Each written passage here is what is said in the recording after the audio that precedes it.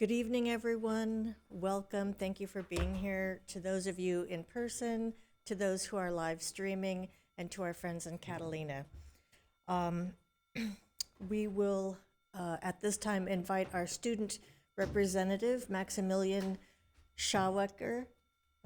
Okay, Schawecker from Wilson, I understand. And Maximilian, we're going to have you lead us in the pledge. Thank you.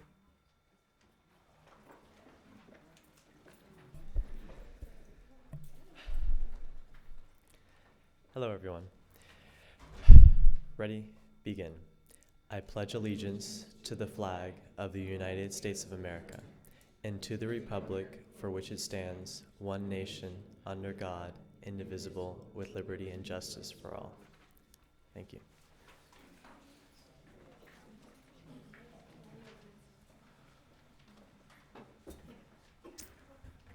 At this time, I'll ask our board secretary to take a roll call and establish a quorum. Member Lopez? Present. Member Otto? President Craighead? Here. Member Benitez? Here. Student Member Nuala? Here. We have a quorum. Thank you. The board has been meeting in closed session regarding matters listed on today's agenda. The board took no reportable action. Before we adopt the agenda, there is one modification for the consent calendar on item 16.8 from the Purchasing and Contracts report. It's item number 10 on page 79. The contract with Leadership Associates has been modified to not exceed the amount of $49,500. The amount listed in the Purchasing and Contracts report is $59,000, but our team was able to broker a deal and get us a better price on that, so thank you. And that would be the modification to the agenda. Move to approve agenda as amended. Second. Well, I just, before we take a vote, just a couple of things. I'm going to ask again, and President Craighead and Dr. Baker, if in the future, the superintendent search, if it can be added to the top of the agenda, because we continue to put it at the bottom of the agenda, at the end of the agenda. And then also on item 16.1, it's the approval of minutes for January 14th, not January 15th.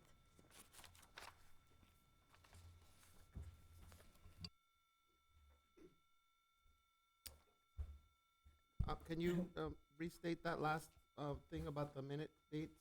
Ms. Lopez? So the agenda has, if you look at item 16.1, it says approval of minutes for January 15, 2026, and it should say approval of minutes for January 14th. Can we add that? Or I'd like to withdraw my motion and move to approve agenda as amended and as suggested to move the superintendent search item to the beginning of the agenda. Second. Any further discussion? With the correction for the date for the minutes too. Okay. I will just add that when we talked about the superintendent search, we moved it to the beginning of new business, and we made that move from the last meeting because it's an item of new business, and it had been showing up at the end of new business, and we moved it to the top of new business, and that was the move that we had made according to the suggestion made at our last board meeting.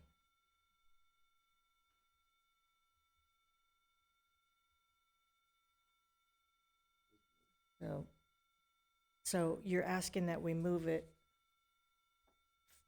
somewhere else on the agenda. Where would you like to see that on the agenda? It can't be added before the consent calendar? Legal? No, it's a new business item. Okay. So, Question, yeah. Madam Chair. So if I remember correctly, and I can, again, withdraw my motion, that we said that if we wanted to do this, it would have to be done every agenda. What I'm hearing from you now, though, is that in drafting these agendas, this will appear as the first item under new business moving forward, so we wouldn't no Right. longer have to amend the agendas. That's correct. Okay, so let me modify my motion again then, because I thought we were going to do this every meeting if requested. So move to approve agenda as amended, including your item, Ms. Craighead, which is the modification of the contract with Leadership Associates, item number 10, in purchasing contracts, and with Ms. Lopez's correction on the minutes dates. I need a second. Any further discussion? In that case, we'll take a vote. All in favor? Aye. Aye. Any opposed? Any objections? And our student board member? Aye. That passes 4-0 with a preferential vote. And now we get to the introduction of our student representative. So Maximilian Schauwecker from Wilson High School, welcome. And we will ask you to come to the podium.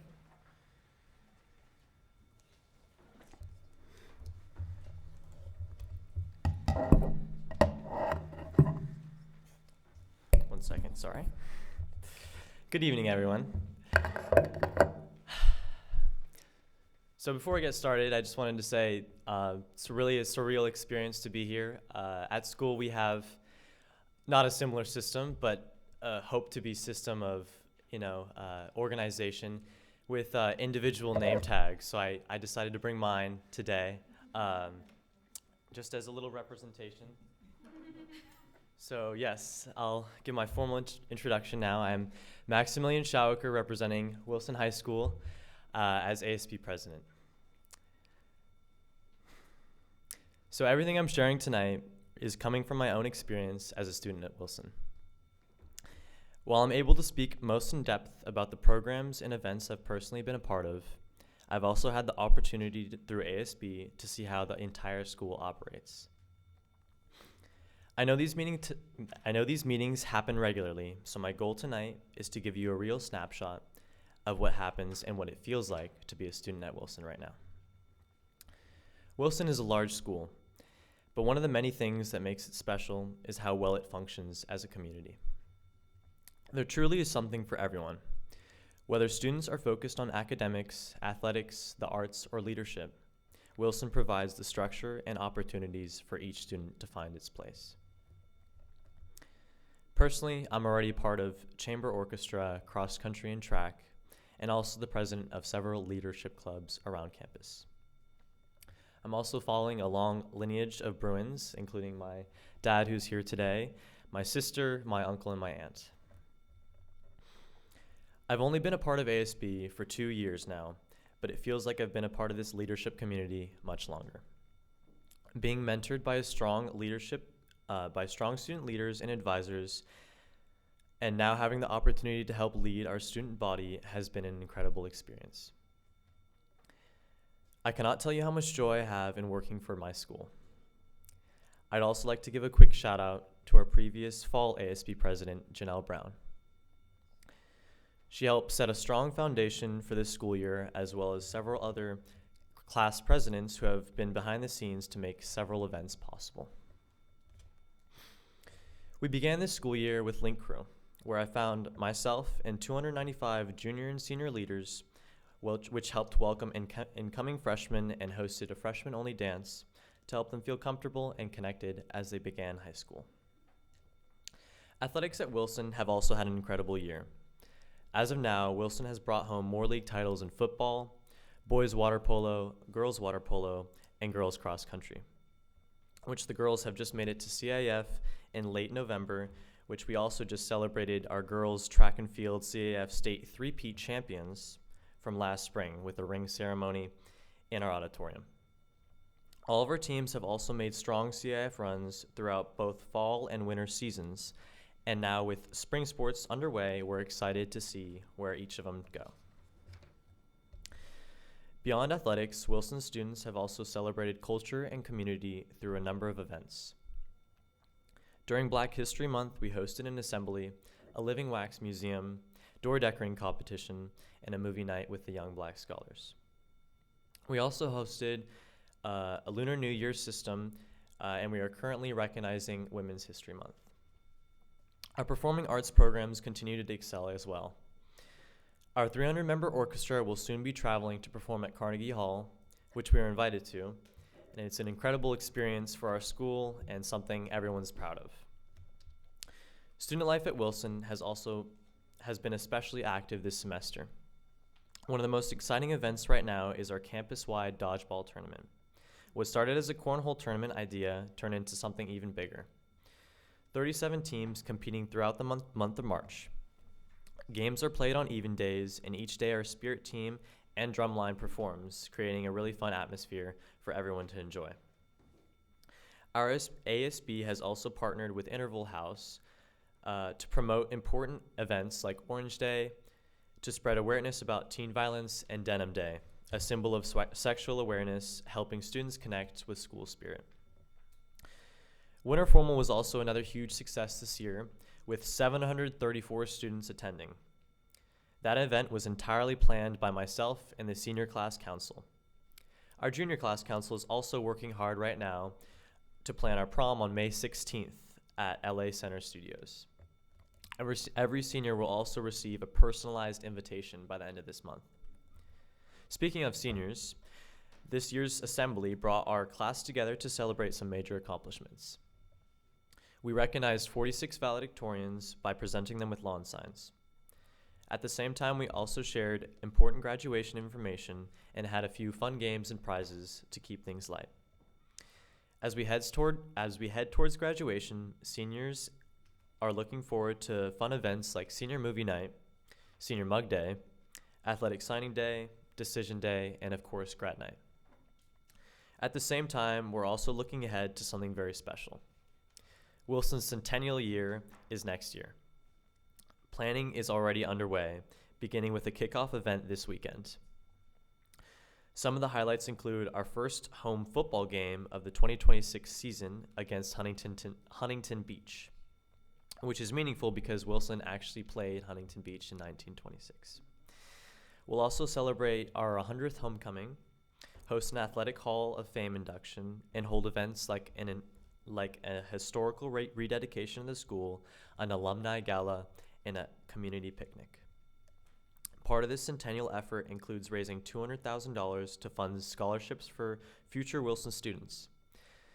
The goal is to provide 25 $1,000 scholarships for each centennial classes from the years 2027 to 2030, while also supporting campus improvements and student spaces. Wilson truly is a place where students can find their own path, support one another, and take pride in being Bruins. As we prepare to celebrate 100 strong years of Wilson High School, it's amazing to think about the generations of students who come before us and the many who will come after. 100 years down and many more to go. I'm incredibly proud to represent our school tonight and proud to call myself a Bruin. Thank you.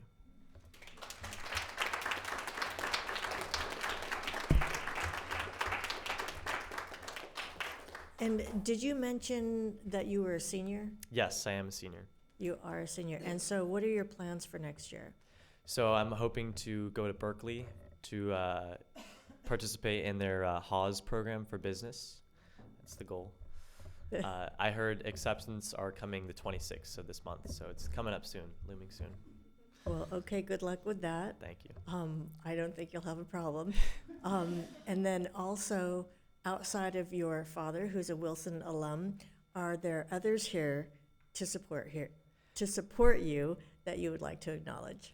Yes, so I have right next to my dad is Miss Caverly, our principal at Wilson, and right next to Miss Caverly is Miss Fashar.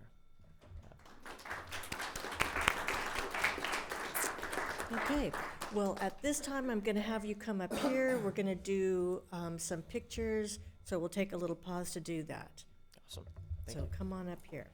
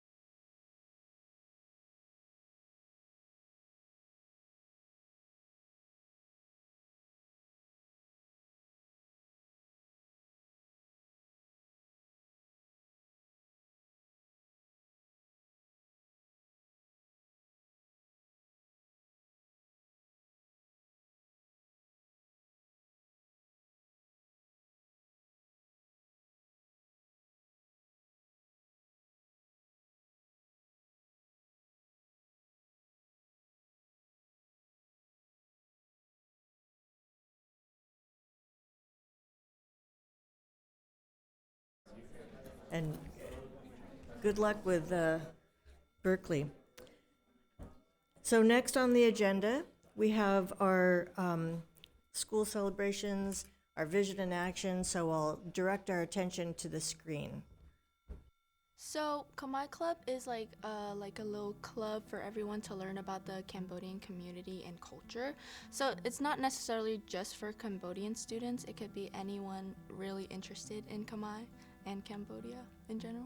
For on-campus students here at Poly, I feel like every culture has their own differences, and it's best that everyone should at least learn like a little bit just to have an insight on like the country and like its history behind it.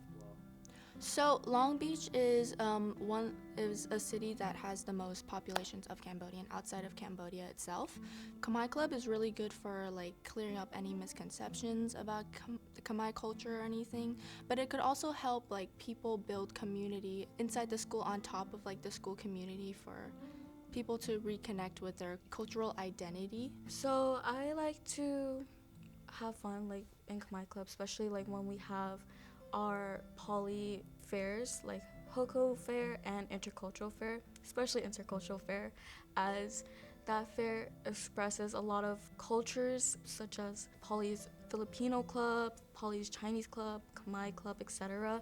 And I feel like that fair is such an amazing like piece for me. I love to see everyone's cultures, but I also am proud to serve for my culture as well.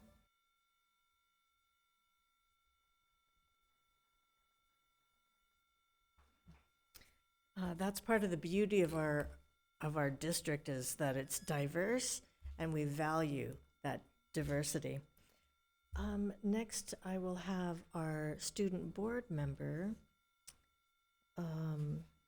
report and acknowledgement first, and then report. Thank you. Every year in March, Developmental Disability Awareness Month is recognized by presidential proclamation. The 19th century saw a rise in public awareness about developmental disabilities, both in England and the United States, leading to better treatment and care for individuals with disabilities. This is a great time to celebrate the inclusion of disabled individuals in both civic and social life, and to promote the creation of diverse and robust communities. It is also a chance to raise awareness about the various obstacles that people with disabilities still face in achieving self-determination and full societal inclusion.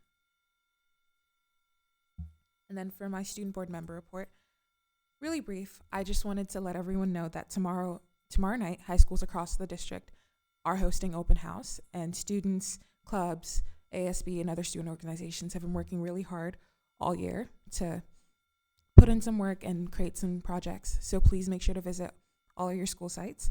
Then I really wanted to speak to seventh graders and seventh grade families. Please make sure to go see some of these high schools tomorrow night. It's a great opportunity to get a head start on seeing some campuses before school of choice that you will be doing this fall. So really, really close. That's it. Thank you. Thank you, Member Nuala. And next on the agenda, we have public hearing, but we have no items for a public hearing tonight. And that brings us to public testimony on items listed on the agenda. I'll check with our board secretary. Yes, we have public speakers for items on the agenda. Okay. How many speakers do we have? 8. 8. Thank you. We will start with Maria Deseo, followed by Kat Tesea.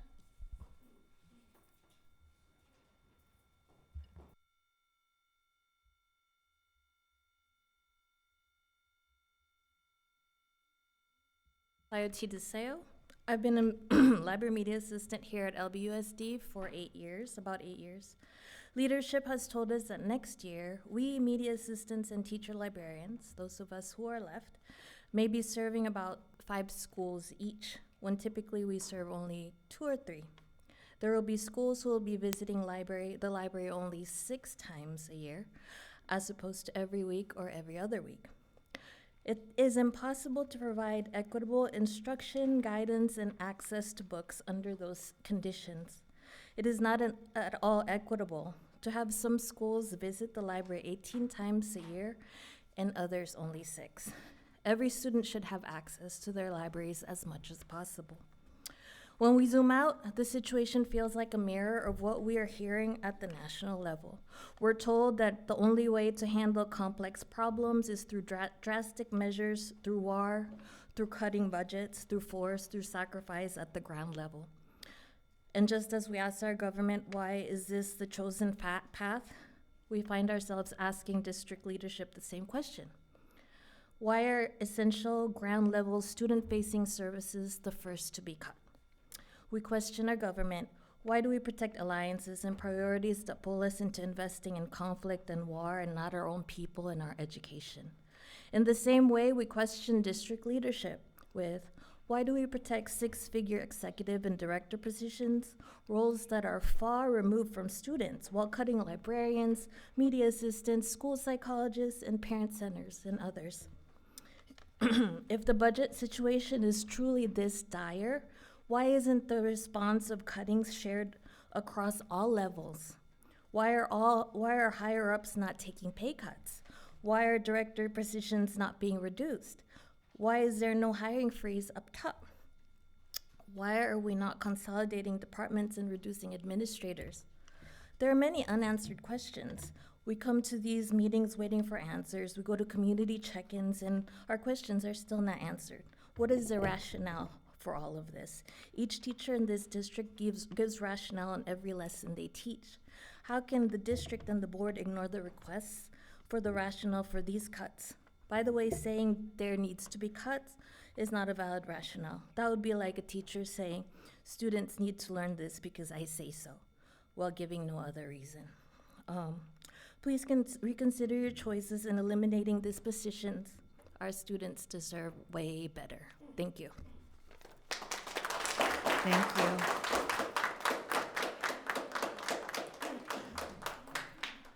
Sorry. Next, we have Kat Tesea, followed by Jamie Villanos. My name is Kat No. Sorry. Can we start again? I have a really bad sore throat. My name is Kat Tesea, and I have dedicated my career to closing equity at every school, Title I school I've served for 27 years. I want to begin by saying this. I hear you. I hear you when you say cuts are imminent. I have also read every administrative approval from 2022 to 2025, showing a record of expanded and added leadership roles. And that's why I'm here tonight. Because when you say you're prioritizing equity and students, your actions must reflect that. The decision to cut Cabrillo students' library by 50%, closing it every other week, is not an equity decision. Cabrillo students need a safe space, a reliable internet and technology, because the district no longer provides hotspots. Academic support from a trusted, credentialed teacher librarian, access to culturally relevant books. For our highest need students, the Cabrillo Library is not optional. It's essential. The library is their equity infrastructure. And when you close that space, half the time you are creating institutional inequities. And with that, you're choosing to create barriers on purpose. So when I'm told that cuts are inevitable, I have to respond honestly. Cuts are choices. Oakland and San Francisco Unified have made difficult decisions to prioritize student services, and they eliminated, reduced, or consolidated director and administrator layers. That is what courage looks like. That is what prioritizing students looks like. I'm not speaking for myself. I'm speaking to the library resources that I know students personally need. I say it with respect, but also urgency. We need your courage. Courage to prioritize students over systems. Courage to protect services that directly impact students every single day. Because doing what is right is not always easy, but it is always necessary. Thank you. Thank you. Next we have Jamie Valianos, followed by Carolyn Essex. Good evening. My name is Jamie Valianos. I've been an educator with Long Beach Unified School District for 27 years, and I'm here tonight to speak about fiscal priorities and student impact. Since 2020, central office positions in LBUSD have increased by approximately 45%. The district, according to the December budget, is proposing a 10% reduction at those central offices. But even after those cuts, central administration would still be 35% larger than it was before the pandemic, during a time when student enrollment has steadily declined. Over the past 4 years, as Kat just stated, this board has approved numerous non-school site promotions, expanding administrative layers farther away from classrooms and school sites. At the same time, the district is now considering reducing teacher librarian staffing from 37 full-time positions to 20. That represents a cut of about 43%. Media assistants will be reduced from 20 positions to just 5, a 75% reduction. These are not small adjustments. These are deep reductions to services that are directly student-facing. I am not speaking because I am concerned about my position. I'm concerned for the thousands of students who lose these services next year. Libraries are one of the few places on campus that serve every single student.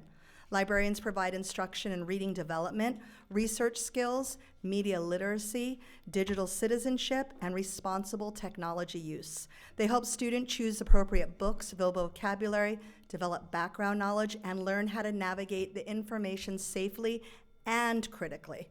For many students, especially English language learners and students reading below basic, the library is not simply a support. It's a proven academic intervention. Research consistently shows that fully staffed school libraries are associated with higher reading achievement and stronger academic outcomes, particularly for those students who need the most support. Parents of these learners understand this. They continue to return to these meetings week after week, month after month, asking the same questions. Why are we cutting services that research shows help our children succeed? You were each emailed the research supporting the school library services. Ms. Tisea made sure that information was shared. The evidence is well established. So tonight the question is both fiscal and educational. If enrollment is declining, why are we still structurally larger at central offices than before COVID? Why are administrative layers being preserved while student-facing services are being reduced? Budget decisions communicate values. They tell families where students rank. Please listen to the data, listen to the families who continue to show up, and reconsider the reductions that have a lasting impact. Next, we have Carolyn Essex, followed by Ashley Nichols-Lampkin. Sorry, next we have Carolyn Essex, followed by Ashley Nichols-Lampkin. Sorry, I'm hard of hearing.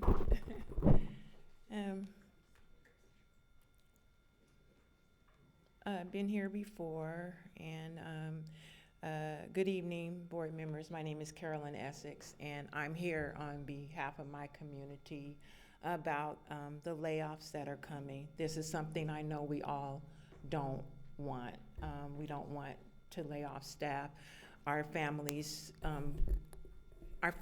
need the staff desperately. And so I want to address something that should be of concern. And at the time, this district is facing layoffs when we are talking about cutting staff, reducing resources, and asking classrooms to do more with less. This has been a long-term problem. And so to be clear, what exactly is the board suggesting when it comes to these layoffs? Because my community is concerned about keeping aboard a person that was talking about children living with real daily challenges of autism. And I believe that this person is on leave, paid leave. And is that a resource that should be replaced? And additionally, this is our reality. It seems that the entire way we do education needs to be scrapped and reformed to effectively educate and truly serve our K through 12 families. We need to start over. We need to center humanity in our education. We need to look at history and times when education was simpler and more grounded in relationships, accountability, and care, and ask ourselves how we lost that. Because somewhere along the way, systems became so large, so complex, and so buried and policy heavy that they buried our humanity, actually. And when humanity gets buried, incidents like this are not surprising, they're inevitable. And so I guess I'm just asking for accountability with my community, because this is not just about that one person, but it's clear that we're talking about what needs to happen for our children. And our children are gonna be impacted the most.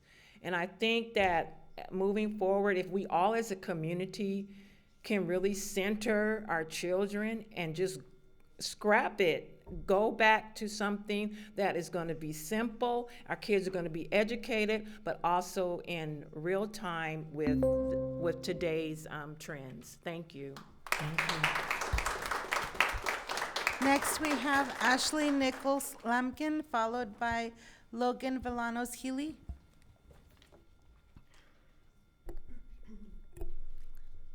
Good evening. My name is Ashley Nichols-Lampkin, and I'm here to speak against the proposed cuts to library staffing in our schools. I'm speaking not only as a media assistant, but as a parent of a second grader at Los Cerritos. Next year, our school is planning to cut library services from 3 days a week down to 1. I've spoken to parents at other schools who are asked to choose between funding a school nurse or a school librarian. It is simply unacceptable to ask families to choose between their children's health and their children's literacy. These are core support services that should be funded at the district level, not decisions that individual schools or parent communities are forced to make. Our children deserve better. For decades, research has shown a strong connection between well-supported school library programs and student success. Schools with strong library programs see higher reading and math and test scores, higher graduation rates, and stronger overall academic achievement. More recent studies continue to confirm these findings, even accounting for socioeconomic differences. And while it's important to examine the positive impact of the presence of school librarians, the negative impacts of their absences must also be taken into consideration. For instance, where states lost librarians between testing cycles, average national assessment scores for English language learners decreased by about 3%. The message from the research is clear. When libraries are well-staffed, students do better. The California Department of Education recommends that school libraries be open at least 36 hours per week to adequately serve students. With the proposed cuts, some of our libraries will be open as little as 8 hours a week. That level of access simply isn't enough. Without adequate staffing, students lose access to books and to instruction on information literacy. Teachers lose valuable instructional support, and equity gaps widen. School libraries are one of the few places on campus that naturally bring together equitable access, student voice, creativity, collaboration, and a safe learning space. They support not only academic growth, but also community connection and a love of learning.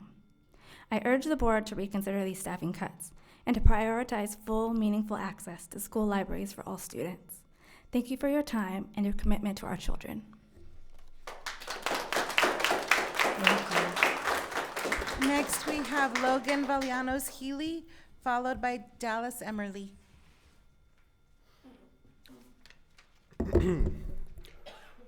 Who needs book bannings? Who needs to burn books when we have a board that will rubber stamp any bill that comes across when it comes to laying off people? You talk about the smallest forms of democracy, the most local form of government, but we forget about the core tenets of democracy, which is education. My name is Logan Valianos Healy, and I want to stand before you tonight as a former student of this district. And I want to begin with something simple. I believe in public education. I believe in this district, and I believe that every decision made in this room should begin and end with one question: what serves students best? Because when we lose sight of that question, even for a moment, we begin to drift. And when I look at the data over the past several years, I see a pattern that is clear. Enrollment has declined, and at the very same time, central office promotions and new positions have increased.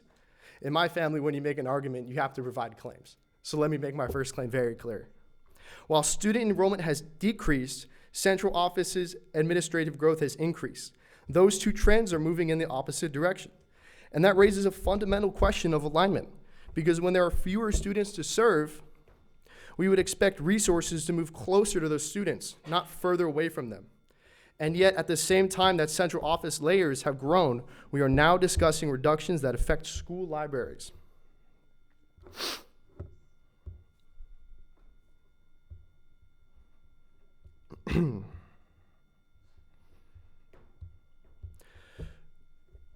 Noella, I make a direct appeal to you. As a student of McBride, I'm sure you've heard about the library staff will be reduced to near zero. The current librarian is not going to open the makerspace for this school site night because it doesn't make sense to advertise a resource that will not be there.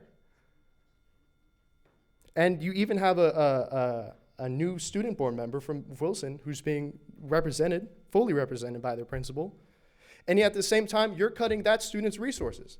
I don't know how you guys can look at that student in the face and tell them straight up that, hey, your library is just going to be closed more often. Sorry about that. We got to pay our superintendent, $650,000 a year.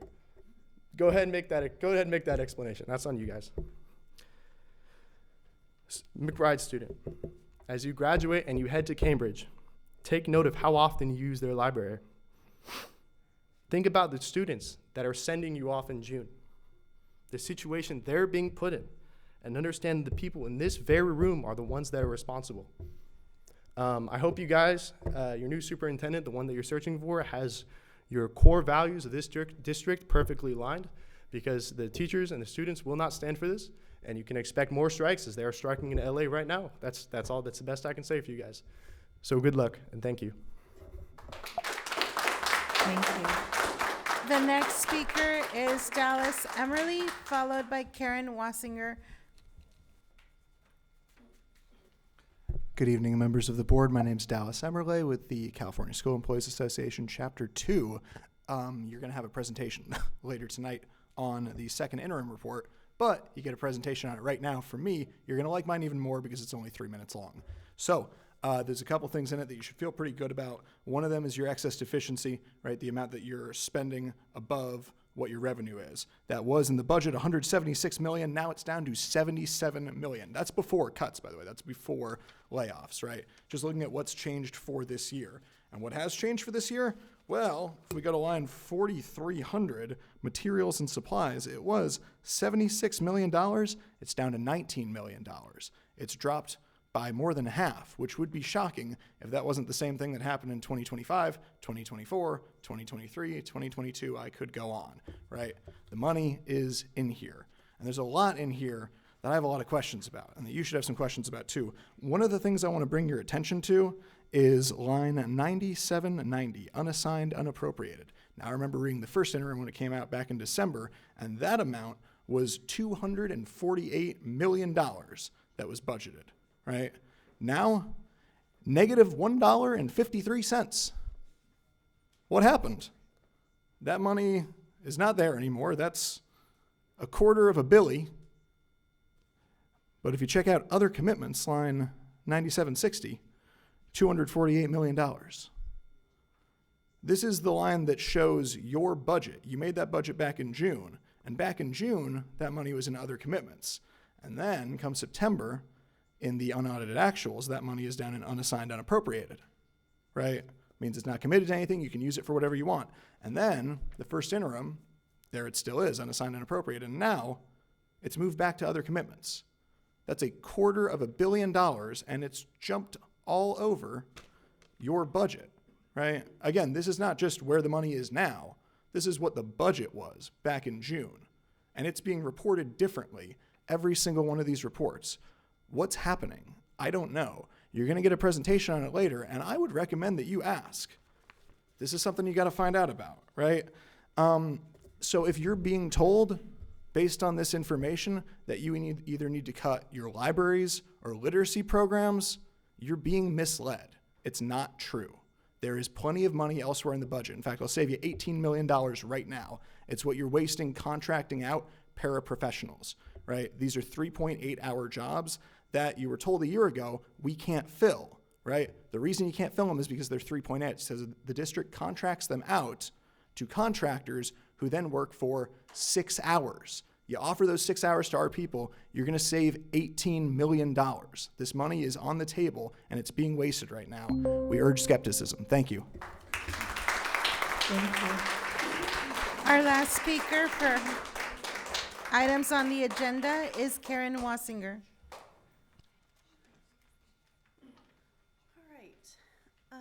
Good evening, members of the board. My name is Karen Wassinger, and I'm the teacher librarian at Poly High School. We are the busiest library in the district, with over 450 daily student visits, often surpassing 500. I serve our students and staff with the help of a full-time media assistant. As of next year, with the proposed library budget cuts, that will no longer be the case. I really don't know how I will continue to maintain our collection to meet our student needs and interests, to support our unscheduled kids with assignments, projects, and technology, to collaborate with teachers, plan lessons, and push into classrooms to teach. Already, I do not take a lunch. I don't sit down till the very end of the school day is over, because I honestly do not have the time. For weeks now, families, students, and educators have continued to come to these meetings to speak. People are taking time off work. They're arranging childcare and returning again and again because they believe their voices matter. Tonight, we are looking to you to show us that they do. At a community event last week, board member Benitez reminded us that the board is beholden to the community, not the school district. That statement resonated with many of us because right now families are trying to understand the long-term thinking behind the proposed fiscal decisions. Since COVID, central office positions have increased by more than 40%. The district knew pandemic funding would eventually run out. The district also knew that student enrollment had been steadily decreasing for years. So the community is asking some very basic questions.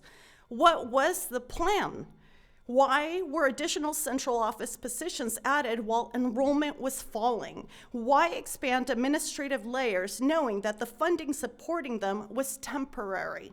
Now we are being told that reduction must happen, and many of those reductions are falling on services that directly affect our students. We understand that difficult decisions must be made, but leadership means making decisions that are sustainable, transparent, and aligned with the priorities you have set. Some of you will soon be asking the same community for their vote. Families are paying attention. They are watching to see whether their voices influence the choices you make. Tonight is an opportunity to demonstrate accountability, rebuild trust, and show that student-centered priorities guide your decisions. Thank you.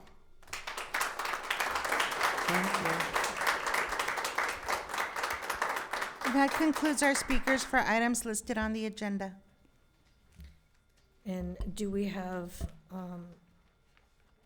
anyone for items not listed on the agenda? Yes, we have 3 speakers, and our first speaker is Linda Usman.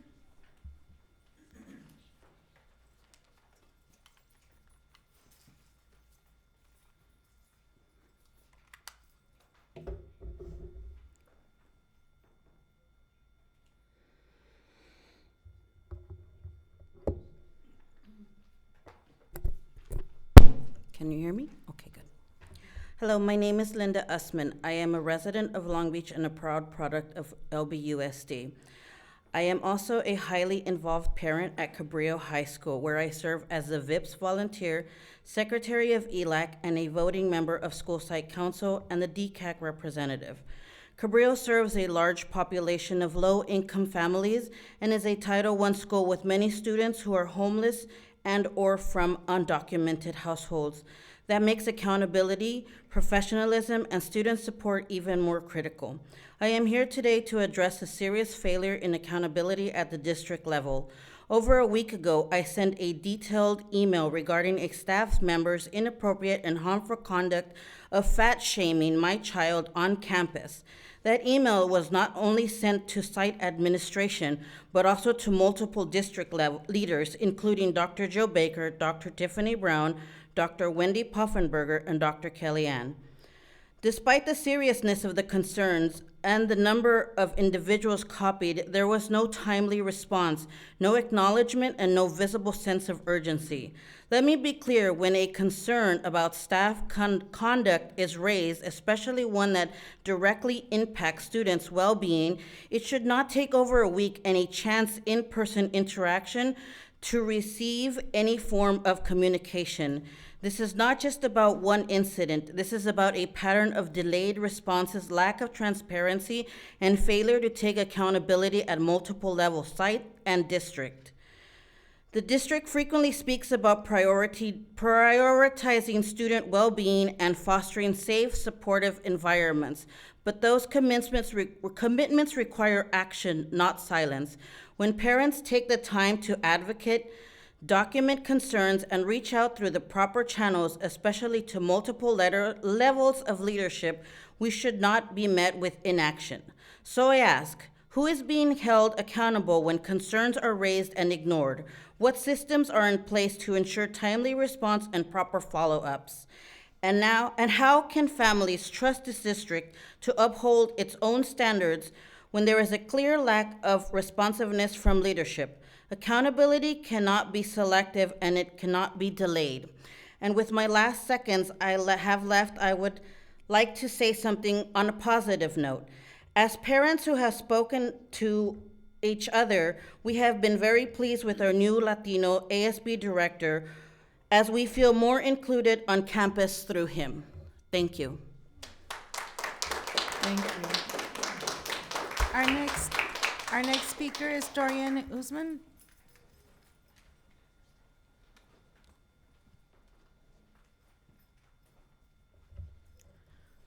Good evening. My name is Dorian Nussman, and I'm a senior at Cabrillo High School. I've been a part of ASB for 4 years, and during that time, I have witnessed a clear and powerful transformation in our school culture.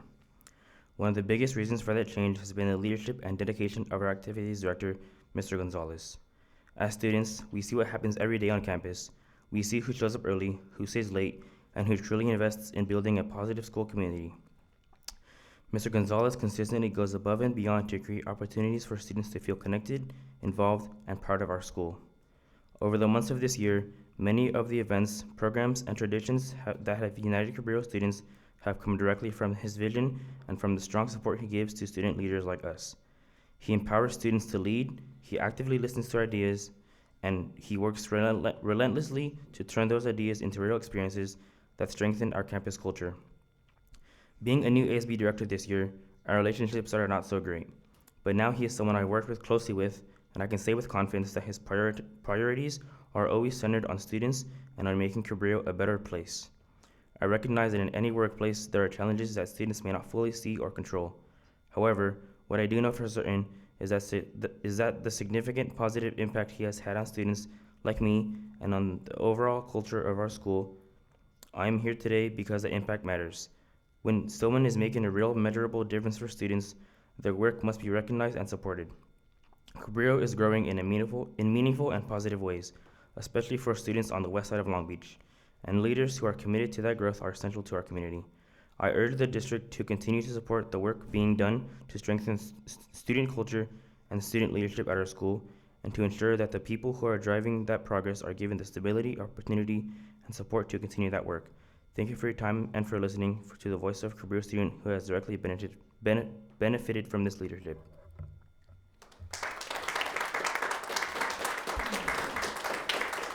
Our last speaker is Marta Gutierrez.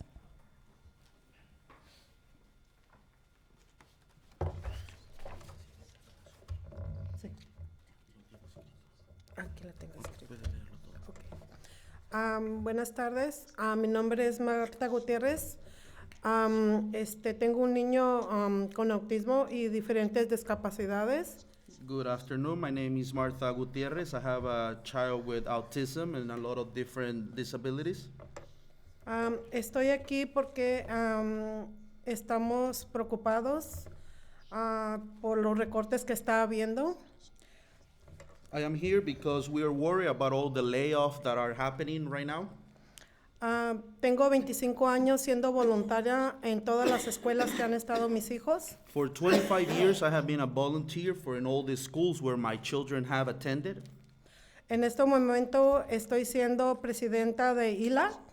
At this moment, I am the ELAC president.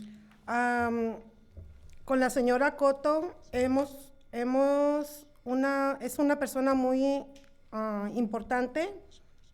Ms. Cotto, she's a very important person. Para todos los estudiantes y padres de familia. For all the students and all the parents of each family. Porque juntos trabajamos para la asistencia de los estudiantes. Because together we're working for the assistance of all the students.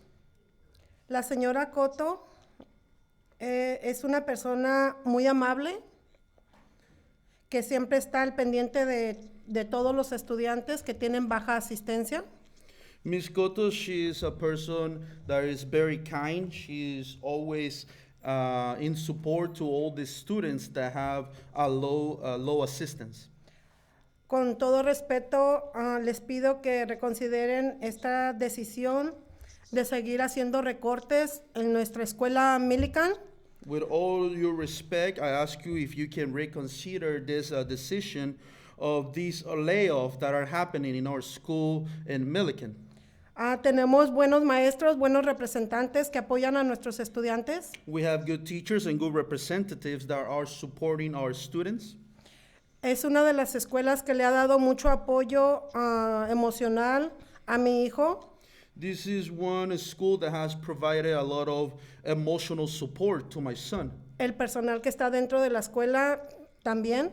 And also all the staff that is inside the school. Mi hijo viene sufriendo de bullying por mucho tiempo, por su discapacidad de él. My son, he's been suffering from bullying for a long time due to his disability. Y esta es una de las escuelas que le ha brindado mucho apoyo. And this is one school that has provided him a lot of support. Por eso es mi preocupación que estamos perdiendo todo este personal que apoya a nuestros estudiantes. And that's my concern, that we're losing all this staff that is really supporting all of our students. Cuando hablamos de la palabra bullying, es una palabra muy grande. When we talk about the word bullying, this is a really big word. Que no todas las escuelas apoyan estas malas decisiones que están tomando. That not all the schools are supporting these bad decisions that they're taking. En resolver estos problemas que está pasando dentro de nuestra escuela. In order to resolve all these issues that are happening inside of all schools. Por eso les pido que tomen en consideración, en verdad, las personas que son tan importantes para nuestros estudiantes dentro de escuela. That's why I'm asking you to take into consideration all these people that are very important for our students inside of every school. La señora Cotto es una persona muy importante para mi hijo y para los otros estudiantes. Ms. Cotto, she's a very important person for my son and also for other students. A no ser un niño fuera de clases. And because he's not a kid that is outside his class. Les agradezco que nos den este tiempo y tomen en consideración todas las preocupaciones que tenemos los padres porque estamos perdiendo servicios. Y aún I really así, thank you for this opportunity to talk. And I also want to thank you for these resources for our children. And now we're losing these resources. aún así seguimos luchando por un mejor futuro para nuestros hijos. Despite all of this, we're still fighting for a better future for our children. Gracias. Thank you.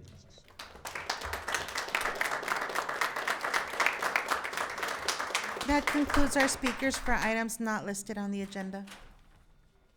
Thank you. Next on the agenda, we have reports on superintendent advisory groups. We'll start with the business, budget, and policy development. Dr. Benitez.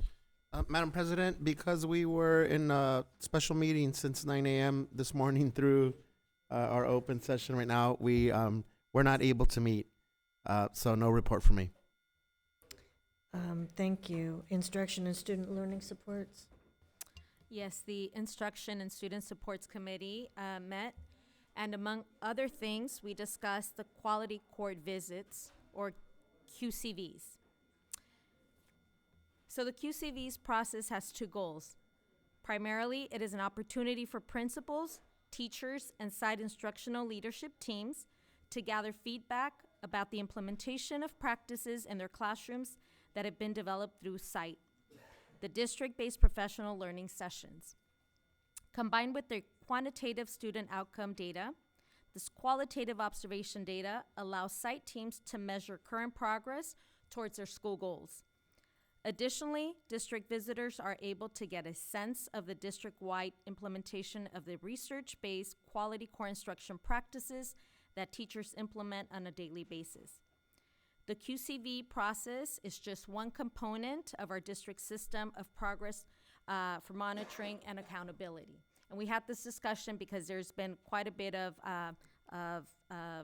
talk, maybe some concern that these QCVs are taking place regularly in classrooms, and to some extent, some folks feel that there may be some distraction to kids, but there is definitely a purpose in having these visits. Thank you. Thank you. Workforce development is Member Miller, who is absent, so we will reserve his report for our next meeting. And now that brings us to the staff report. And we're going to be taking a look at our second interim financial reports. So, welcome to Margaret Lim.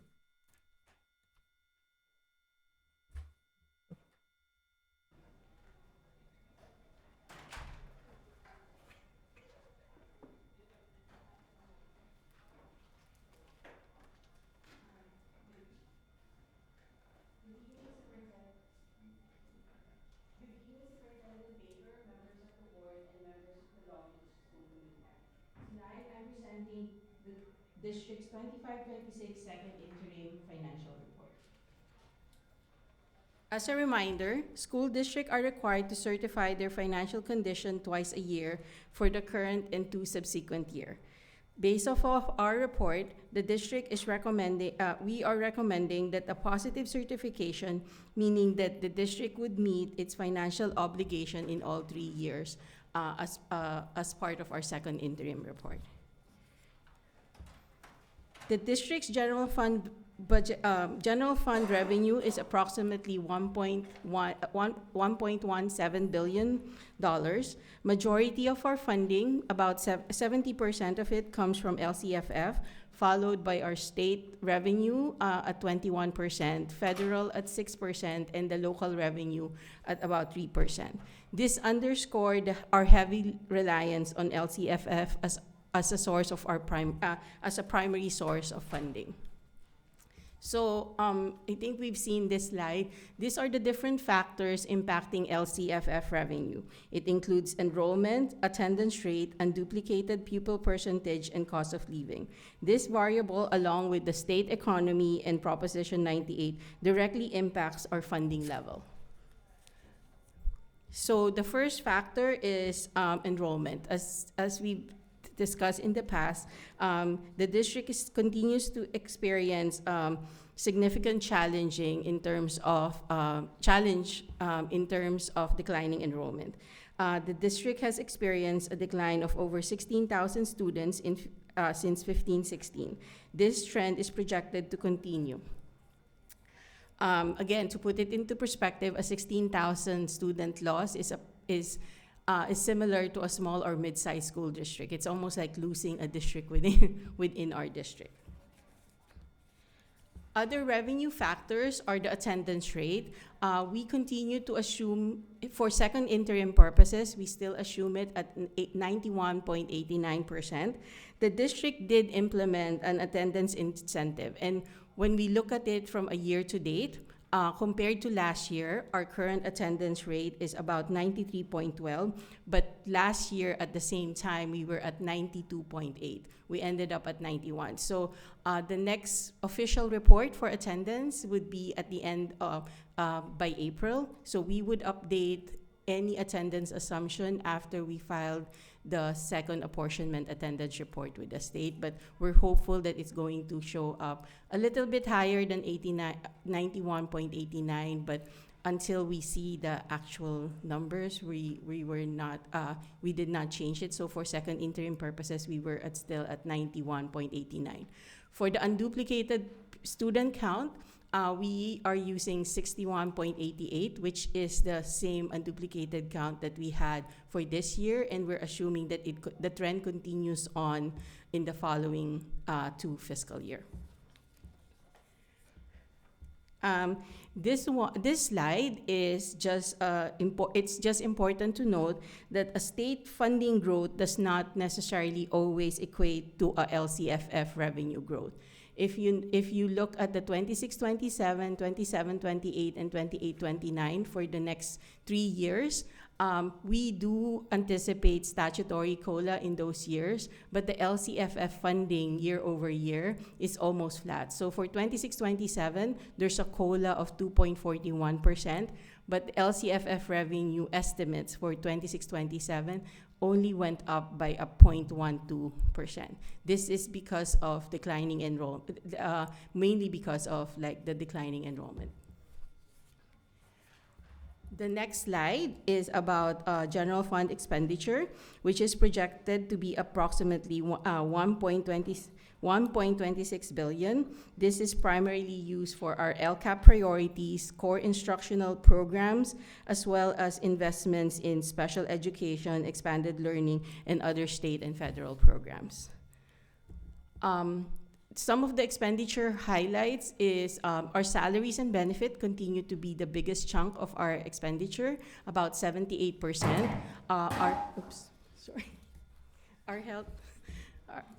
Our health and benefit increased by 7%. STIR's contribution actually is static at 19.1% because it takes a statutory action to actually increase the rate. PERS contribution rate is at 26.8%, and no salary increase has been assumed for this year and for the next out years as we are still in conversation with our labor partners. Special ed annual cost increase to about 11 million.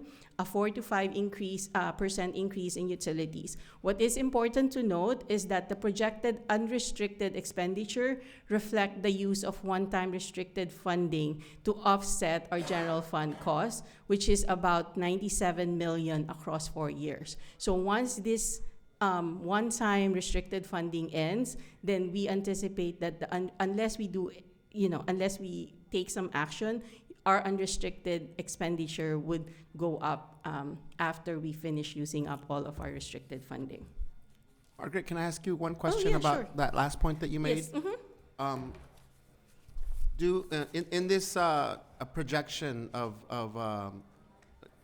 even with fiscal stabilization, that we still continue to deplete our reserves, do we also project out anticipated special education costs increasing and the 4 to 5% increases in utilities and potential health benefit increases? Yes. Okay. So as part of our like when we build the out year budget, we would look at expenditure trends. So special ed is because it's a big area of expenditure. So we would look at any special ed related costs, and we see a trend of increasing. So that's why there was a 11 million increase, as well as utilities and other factors continues to increase. And our benefit, I know like we have our agreements, but our health benefit costs, we got the rates from our providers for next year, and there's an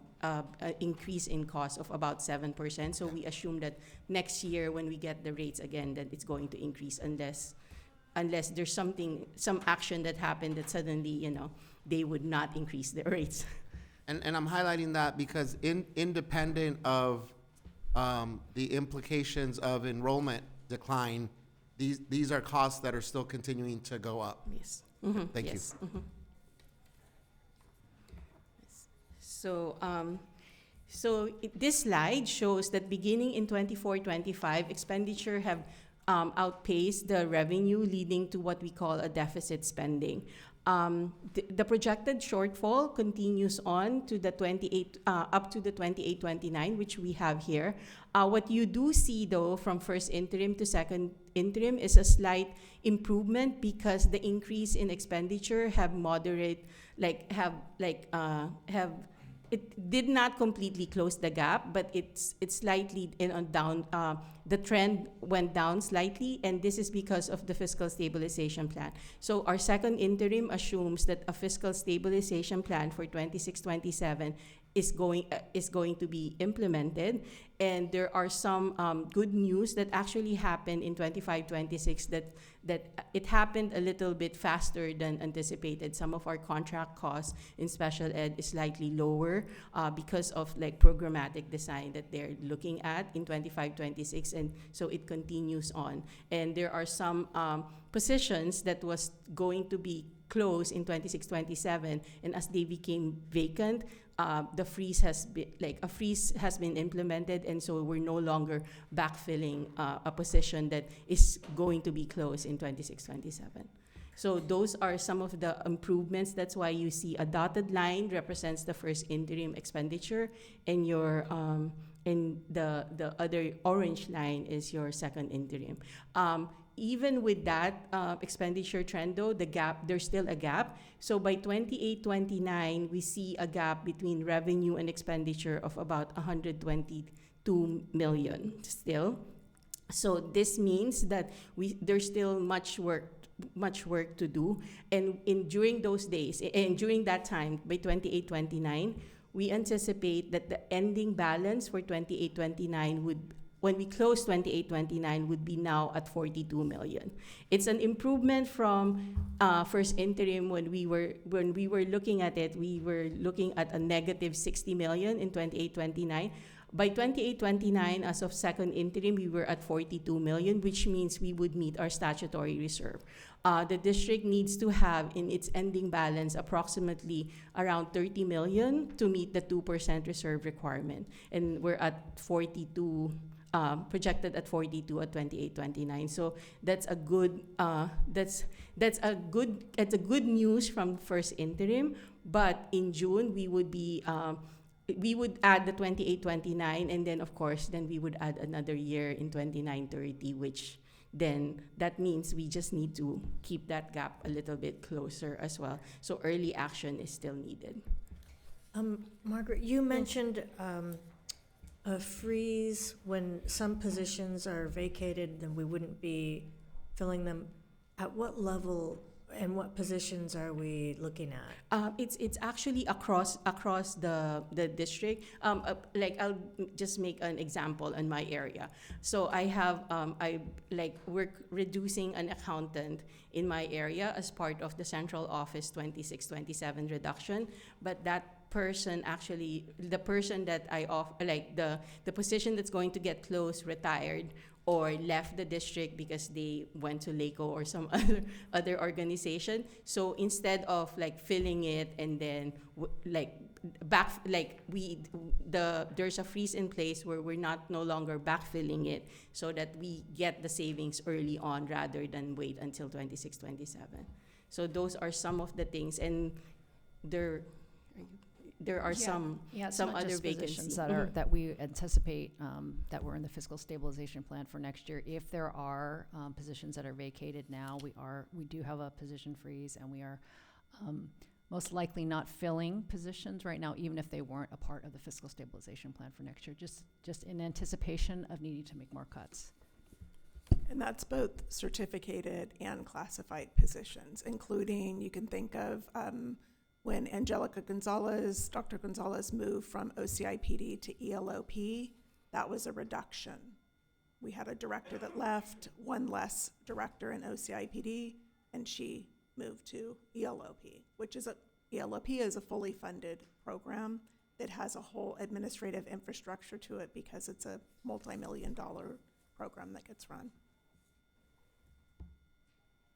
And when you say a multi-million-dollar program, that's grant money?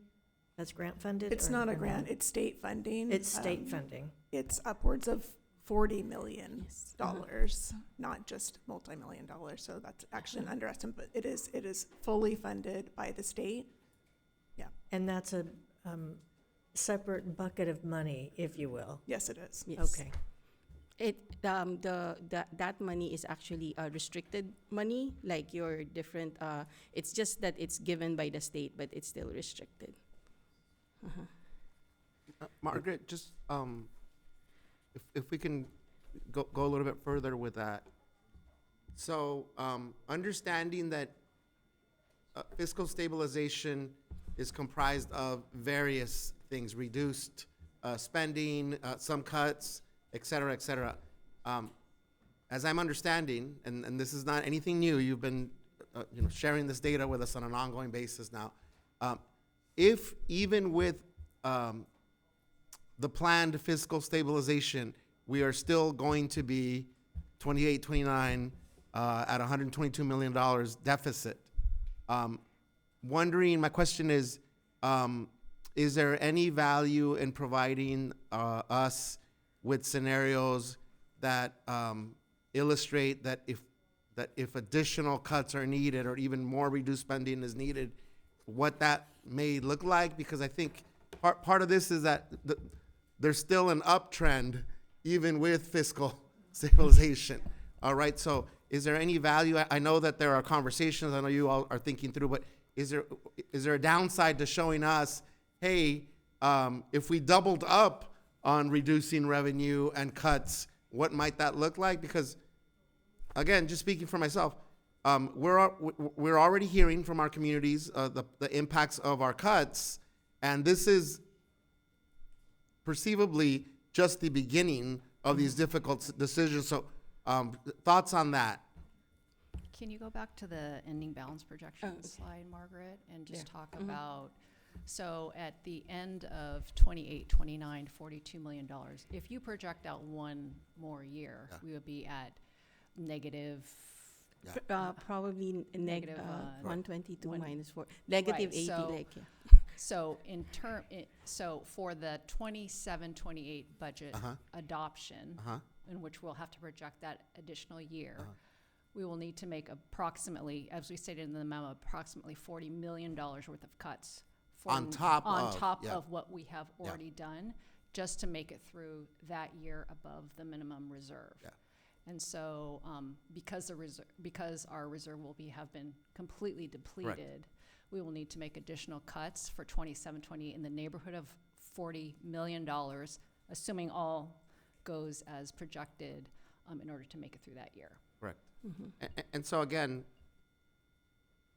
that's taking into account that we have increases in costs, even when we take into account that fiscal stabilization. That we're again, no increase is good, but in this case, anything above a 7%, let's say in health benefits, increase in cost, magnifies that deficit. Correct. So again, my question is there any value presenting to the board an additional line on if we made additional cuts? What does that push us out one more year? Because one way or another here, there's no scenario, just practically speaking, where we're either going to get a huge increase in enrollments, or, I mean, again, putting it onto the universe, a huge additional revenue stream to alleviate the impact that we're exploring here. So just a wondering on, is there any value on projecting out if we made additional cuts? What would that look like in terms of the direction that we're trending? I mean, there are various scenarios, fiscal stabilization scenarios we could be providing, other than the $40 million that will be required, assuming all of the projections that we have in our second interim hold. Right. But there are, you could cut more in earlier, but that is the minimum, assuming that these projections hold, that we would need to cut in order to make it through 29, 30. And I want to be very cognizant of the power of the public comments that we're hearing, of the questions that we're fielding at our community check-ins, that these impacts, if you will, are being felt across our system. So thank you for clarifying that, Margaret. And no cut is good, right? But if we're cutting across and consolidating across, and even with that, we're still 40 million over out in 1 year, and then 122 million over out 3 years.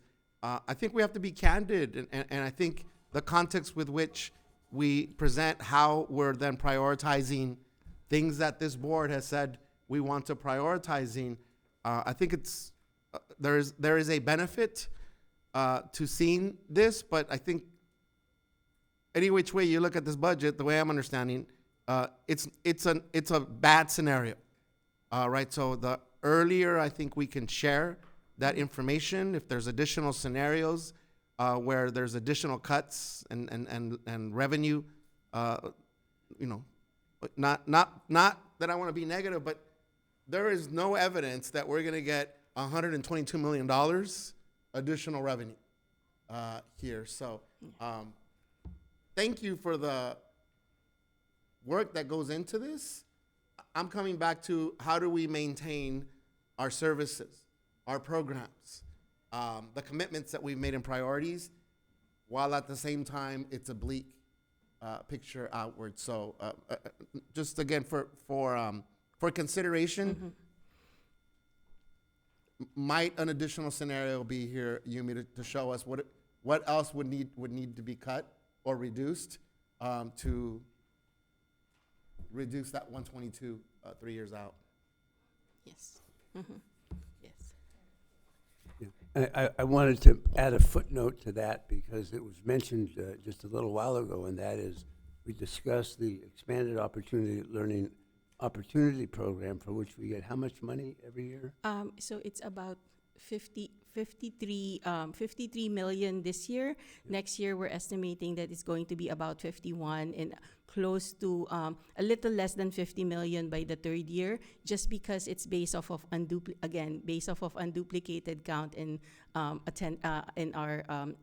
attendance as well. So it's slowly going down, but it's about 50 million if you want to round off the 3 years. Yeah.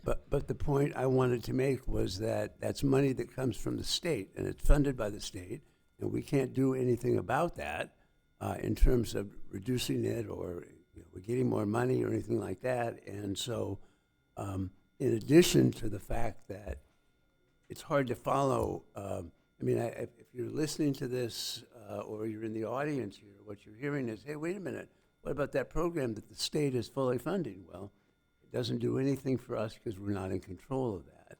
And it's a good thing. Well, it's a fully funded, restricted program. Right. So it's good for our students to experience expanded learning opportunities, including things like 5th grade camp and many, as you've approved, contracts for after-school programs that are free for all families and all kinds of expanded learning opportunities. So we're thankful for that, but it doesn't help the bottom line in terms of general fund. So that's the point that I wanted to make, is that if you're sitting in the audience or you're watching this on TV or something, that's not helping us. That we're not getting better as a result of that. It's great that we have it. It's a very important part of our education plan and what it is that we're doing. But there are other items like that in our budget and the way that we're doing things. Not many, but some that would do that. But it's a downward spiral. That's what I'm concerned about, and I want people to understand that. Dr. Baker, would you, would our thinking be of our arts funding, our Prop 28 funding in the same vein? Yes, Prop 28 funding is similar, and actually it's Prop 28 is directly school-based funding for decision-making at the local level and also restricted. Yeah. Just to circle back to one thing, because there are public materials representing what you're asking, Dr. Benitez. So in the board materials, page 11 of 255 actually cites the figure that Ms. Lamb and Ms. Takahashi have cited, around $40 million. So we are in the process of the $47.5 million of reductions for July 1 start, which we have increased savings, as you've heard Ms. Lamb say, because of the freeze and the other restrictions for this year.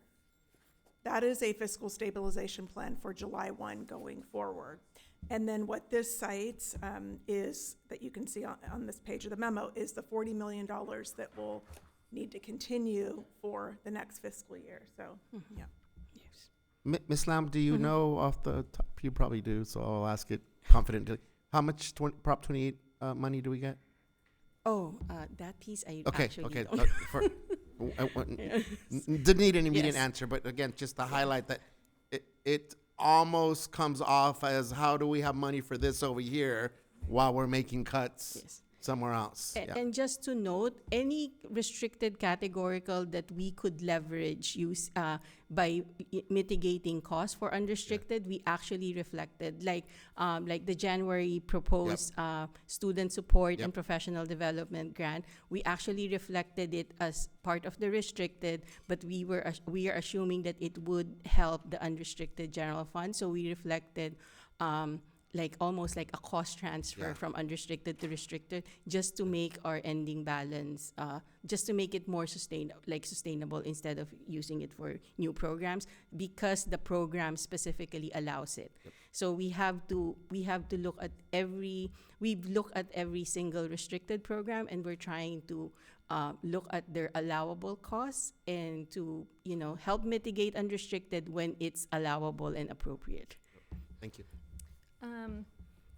I'd appreciate additional clarification regarding the projections, because if multi-year projections were available several years ago, could you please help me understand why the district is not able to anticipate the current financial challenges, particularly as significant expenditures, and we're talking about millions, that were approved, such as the technology software? And then additionally, I'd also appreciate some context regarding like the district level staffing, right?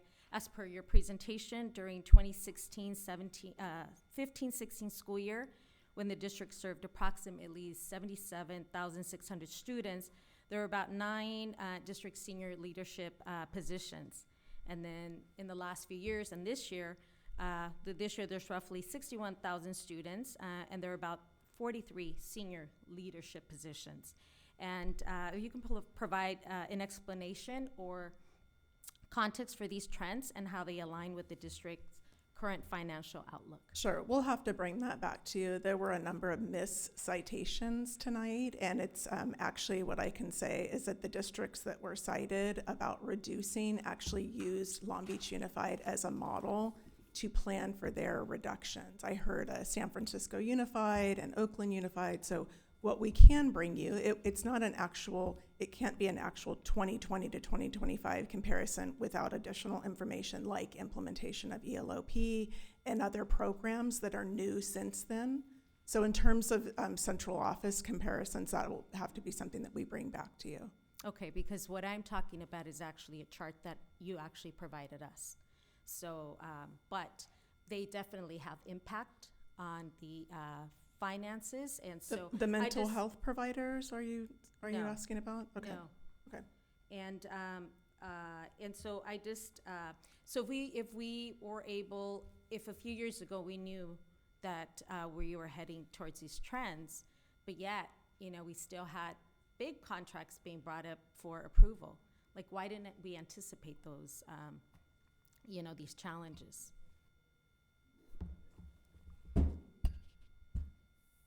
So there's not a single answer to what you're asking. The investment in our technology infrastructure was planned for a number of years and resources maintained for that investment.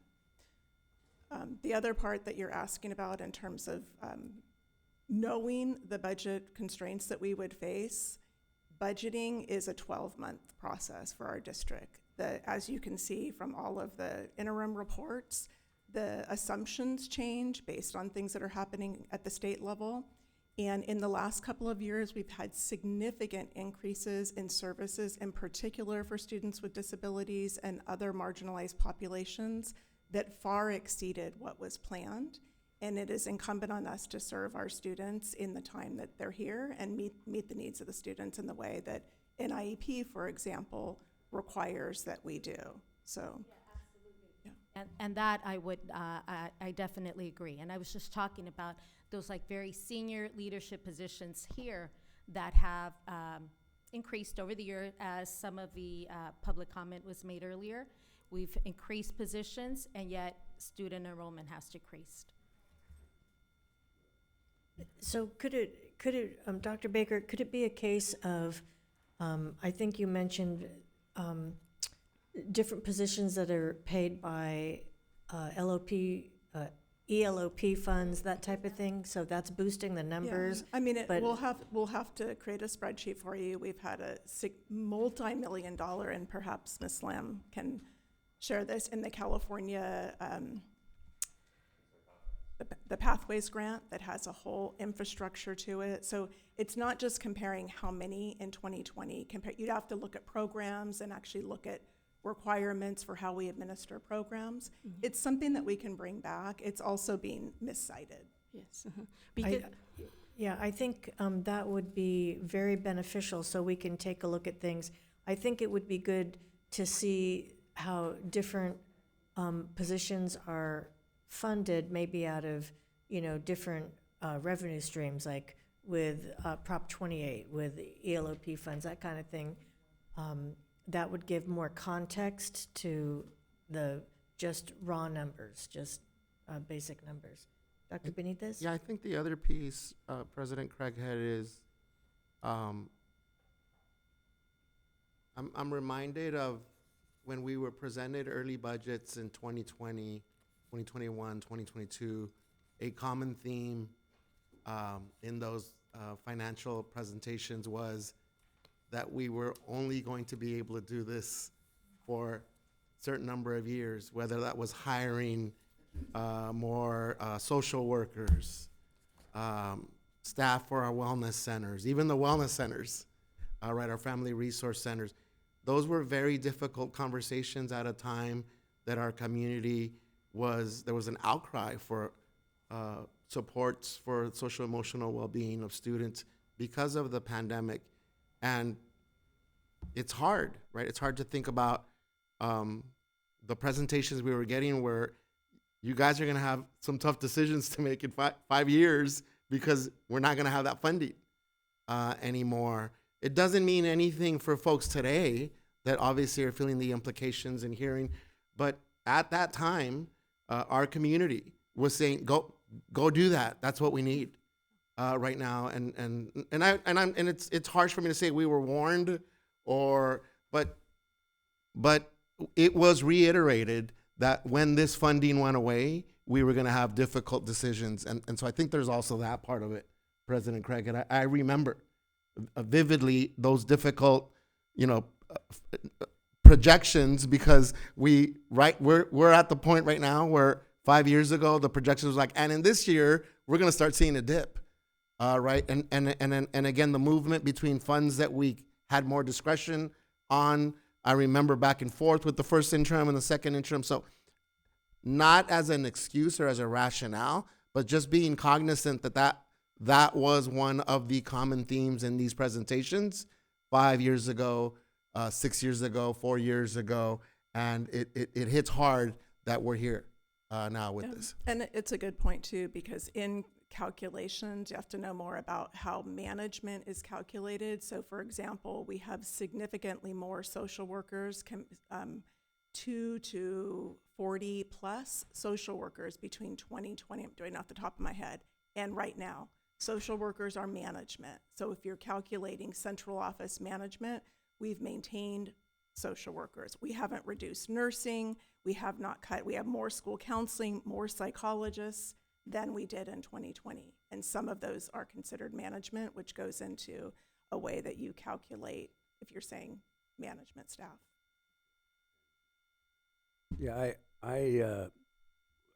this isn't a comment about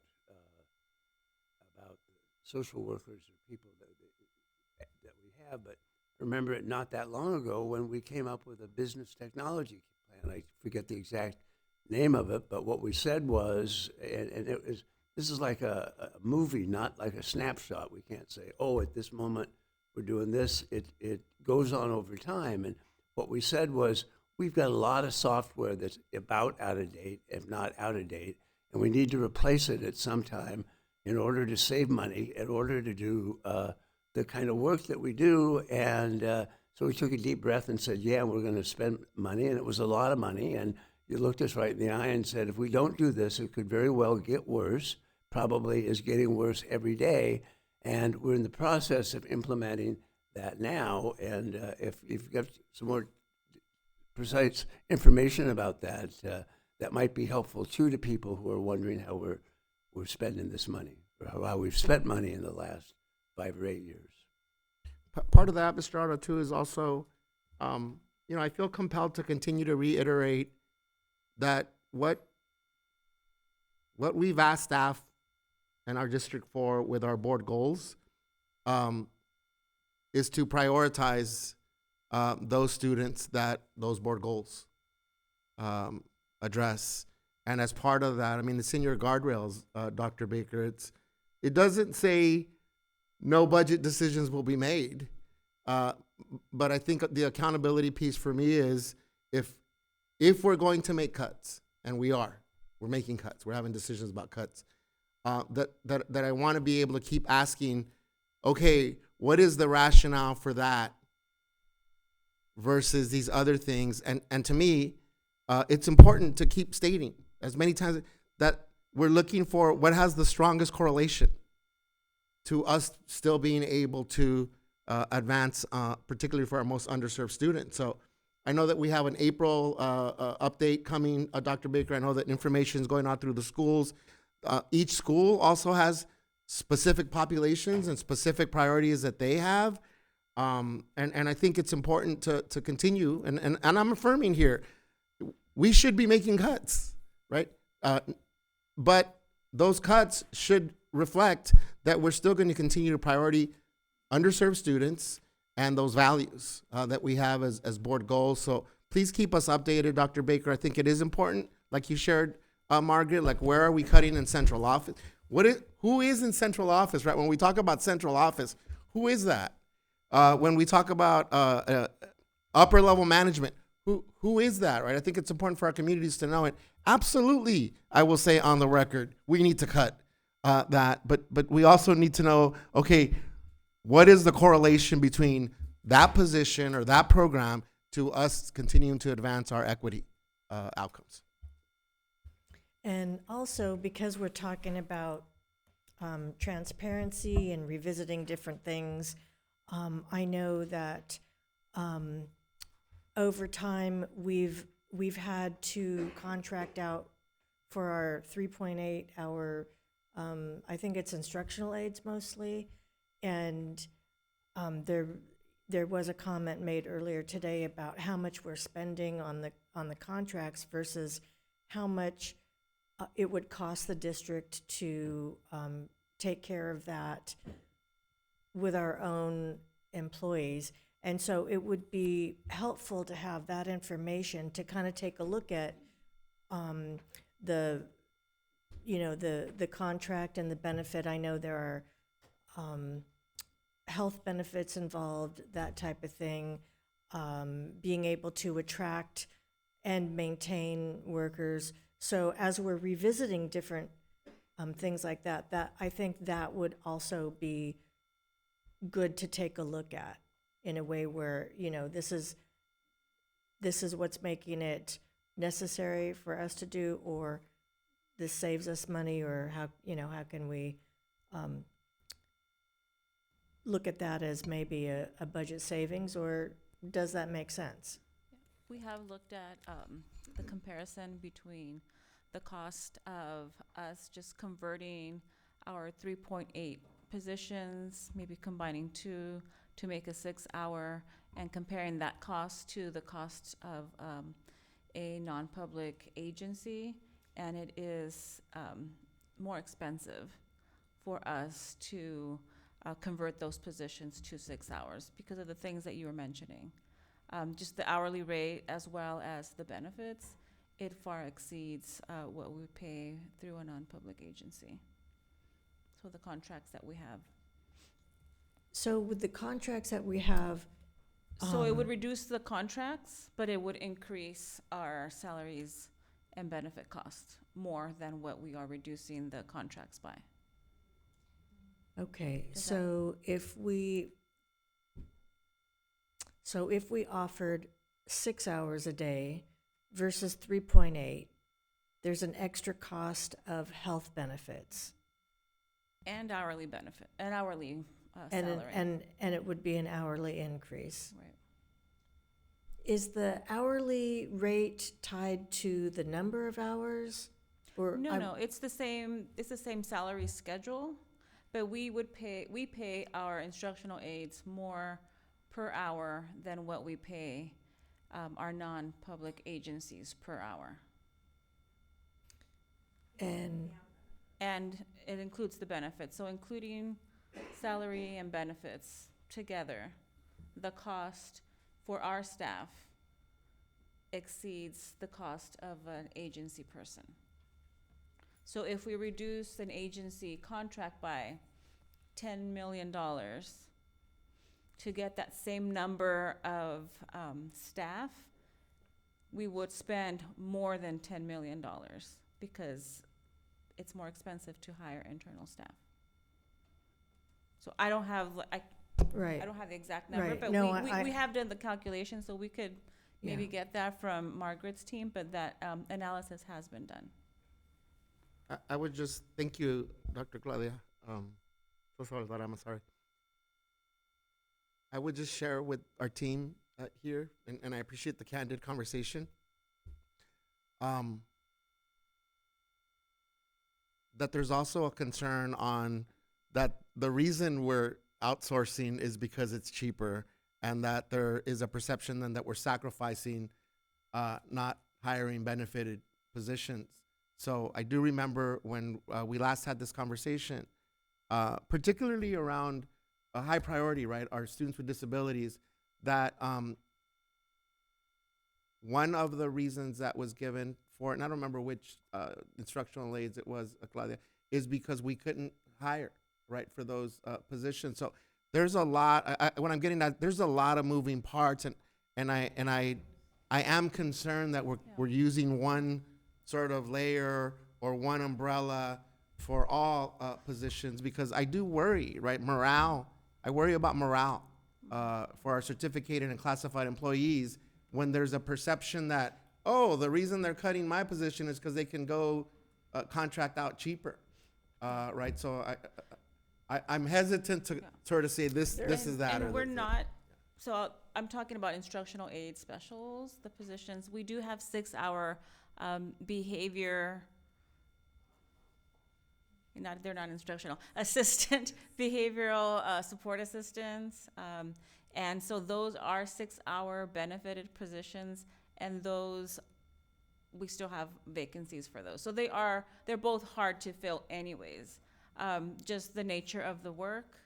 It is a tough job, right? So we do have vacancies for both in the 3.8 and the 6-hour.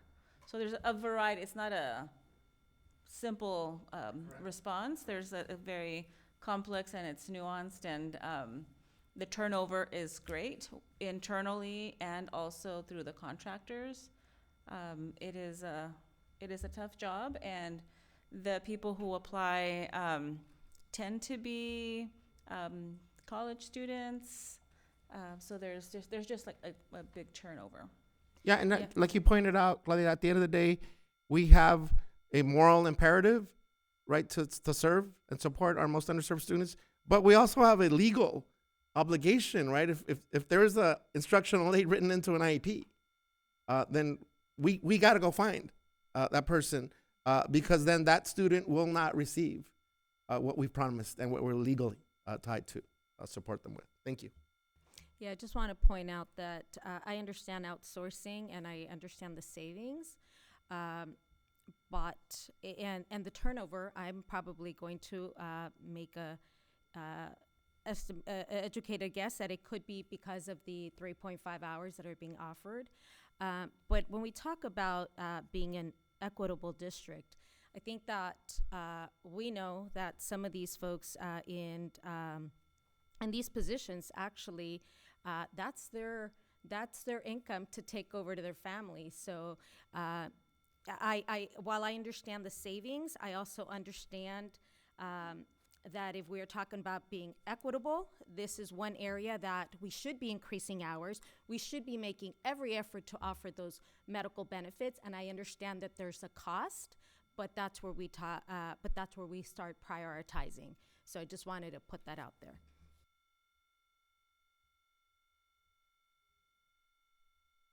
I think it's important to understand, as I said, it's a movie, it's not a snapshot. I asked the first question about technology and the technology that things that we were doing and what was the rationale where it looked like we were spending a lot of money, but we were convinced, or at least I was convinced, I guess you voted for it unanimously, to say that we needed to do these kinds of things now because it was only going to be more expensive later, and we needed it right now. So, Jack, you tell me. Yeah, just a quick comment on the technology project. Yes, you captured that correctly, that it is something that's expensive. It is a one-time effort to uplift these technology systems, and yes, it would have gotten more expensive to do it had we delayed that decision. And I do want to emphasize the point that It is based on a one-time investment. So this is, even though it is a relatively high price ticket, it's not something that's going to continue. And it was about $30 billion, I remember. Is that about it? 30 Correct. million. I think the project budget was between $32 to $42 million. It was a range that we approved. And has that been installed, or is it continuing to be installed at this point? It's an ongoing effort. We do provide quarterly updates to the board, so I think there will be another update on the project coming in April. But if there's any specific questions or if you need more information prior to that, happy to engage or provide that information. And can you make a comment, if there is one, about any cost savings that have come as a result of that, as opposed to? Yeah, absolutely. And it kind of goes back to the rationale for, or the business case for why we even recommended doing this. And I'll say it this way. I hope this is clear enough that we're paying more to support an aged technology system that we live in today than we will post-project to live in a more modern system.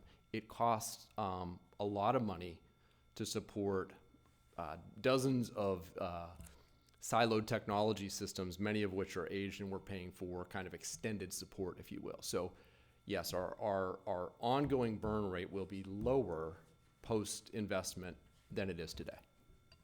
Yeah, and I just want to point out that that was not a unanimous vote, because I insisted that that was too much money. And again, if we were projecting years out and seeing trends, then I think that unless it was absolutely critical and necessary, I think we could have possibly waited on that. But that was my opinion. I believe we voted for it because we did feel it was absolutely critical and necessary. Yeah, and as Mr. Klanick is saying, that the ongoing cost would be greater. So the initial investment prevents us from paying those higher costs. It also makes our technology systems more efficient overall. And when you think of having our payroll system, that type of thing, we rely on that. All our employees rely on that. So we can't afford to have a breakdown in that type of service. And as we heard this morning with our teams from different schools, they rely so much on data. All of this is reliant on technology. So a lot of the work that is done relies on the technology, and it's a investment that we felt was absolutely critical. And I understand that, but I think that there's a cost. So we've laid off folks, and there is a cost to pay for it. Jack, thanks for the reminder on the quarterly updates.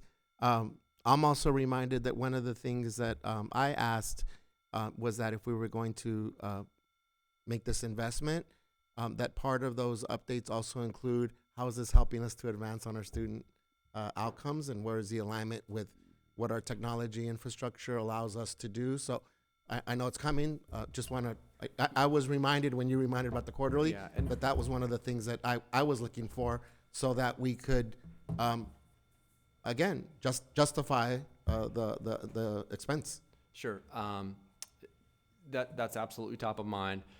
We will incorporate that type of messaging or point out that value along the way as we get a little further in the project. It is still pretty early in the project. I mean, we're in the initial phases of this thing, and we haven't even deployed the first batch of software. We are looking forward to that later this year, though. And to picture perspective on this, so if you do all these things that we're talking about, that we shouldn't have spent that $30 million, or if we shouldn't have done something else because it was expensive, where are we going to get the cuts that we need to do because we don't have the money?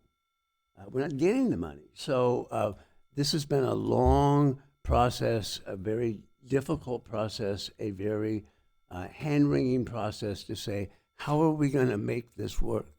And you can hear from the things that have been talked about, we're trying to do it in a responsible way. We're trying to keep an eye on what our goals are. We're trying to keep an eye on serving our students and meeting our goals as best that we can, and that means that there's going to be some hurt there. You can't have everything. And what I think we're trying to do, this fiscal stability plan that has been very transparent since it was first put into existence, is saying, look, we're going to try this, and this is it. And if you've got some comments through this, we have 10, 15 people come down to the mic every meeting saying, don't cut this, don't cut this, don't cut this. And nobody comes down and says, thank you for making a smart decision about what to do. We regret it, but I do think that we're working hard to have the least impact on our most vulnerable students and to have the least impact so that we can educate all the students that we have, and that includes like the technology spending and everything else that we're doing. That's why I voted for it when we voted. It seems to me that we didn't allow you to finish your report. It's one more slide and it's done. So this one is just a reminder that the budget is a work in progress. So there's a budget cycle. We're in March. We're asking the board to adopt the second interim with a positive certification. And we would be coming back. We're actually waiting for May, for the May revise. Hopefully we'll hear some good news there or not bad news. And then in June, first week of June, we would be coming back to the board for the public hearing for the LCAP and then the budget, and then the second board meeting would be for budget adoption. And then I'm open for any additional questions if you. I would love some not bad news, Margaret. Me too. Right. Yeah. So.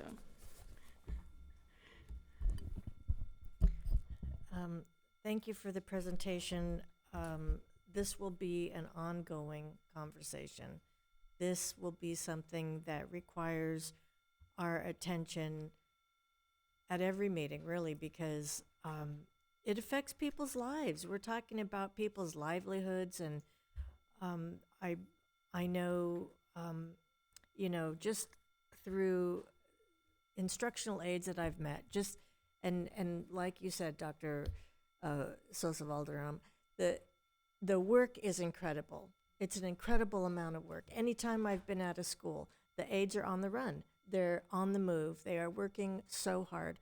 We know they're committed to our kids. We know they're dedicated. And, it just pains me that we can't have a better retention rate, or we can't afford to pay better, it seems, in this moment. And so these are things that I'm hoping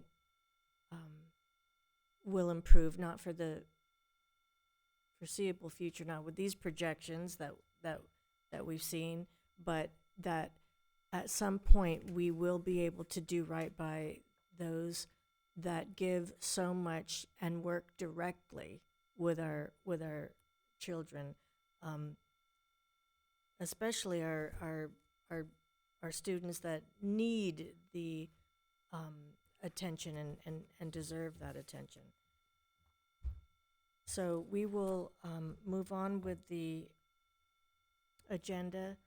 Margaret, thank you so much. Thank you to our team. These are difficult times, and just not easy. Just not easy. So next we have item number 16, the consent calendar, and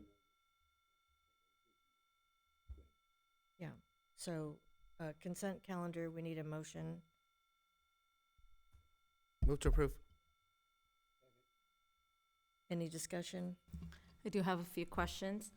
Item 16.1, the approval of minutes for January 14th and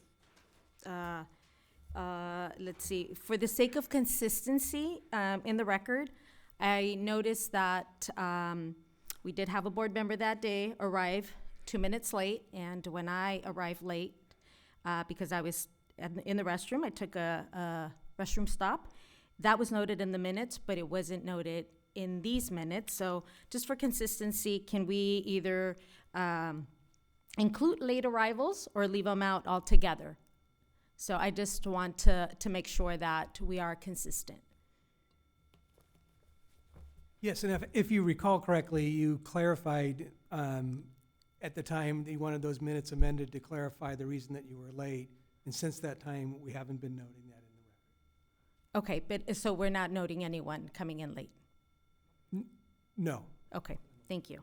16.8, I want to begin by acknowledging the district for the noticeable improvement of bringing contracts to the board for approval before services begin. And that said, currently there are a few contracts here that date back as far as November and even September, and we're just now approving them. So I just want to bring this up to your attention so that moving forward, we approve contracts prior to services beginning.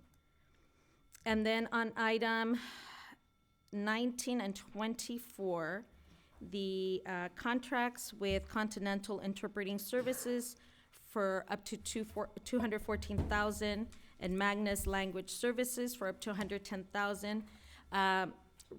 And this specifically regarding the primary language support, translation, and interpreting services. Can you just talk a little bit more about that contract? Yes, this is in addition to an existing contract, and it's specifically to have less requested languages available to support overage when we have more requests for interpretation than we can support, and also to support a couple of long-time vacancies that have now been abolished. Okay, and then on number 22, if you could please clarify the rationale for approving the $598,000 contract for transportation passes, like so our bus passes, for next school year at this time. This pays for our students to be able to use transportation. Yes, but this is for next school year. So, but why are we approving it right now versus when the other budget comes out? That's my question. As opposed to closer to next year, or why are we approving it so early? Yes, as opposed to like with the 26-27 budget. Yeah, so, this just allows the Metro and us to make preparations in terms of implementing this contract, making these passes available, and letting students know that these passes will be available for next year. Okay, so just every year they get approved a year before? I mean, just early. This is for next school year. Okay. Yes. And the charges don't take place until the fiscal year when the charges are happening. And actually, this is a time when you'll start to see a lot of contracts that are July 1 forward, annual contracts coming forward. Okay. And then on item 16.9, the school safety plan, when do we anticipate hosting the public meeting to provide the school community the opportunity to learn about the plan and express their opinion? And also, when is the board expected to receive the report on the criminal incidents that are excluded from public access?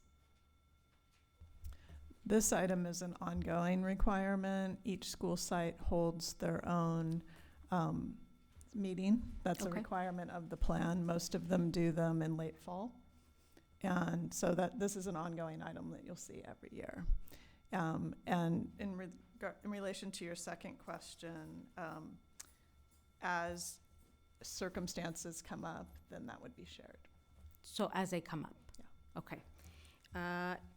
And then 16.11, I've previously raised the concern that holding workshops during the day make it very difficult for parents, for educators, for students, and community members with limited flexibility to attend.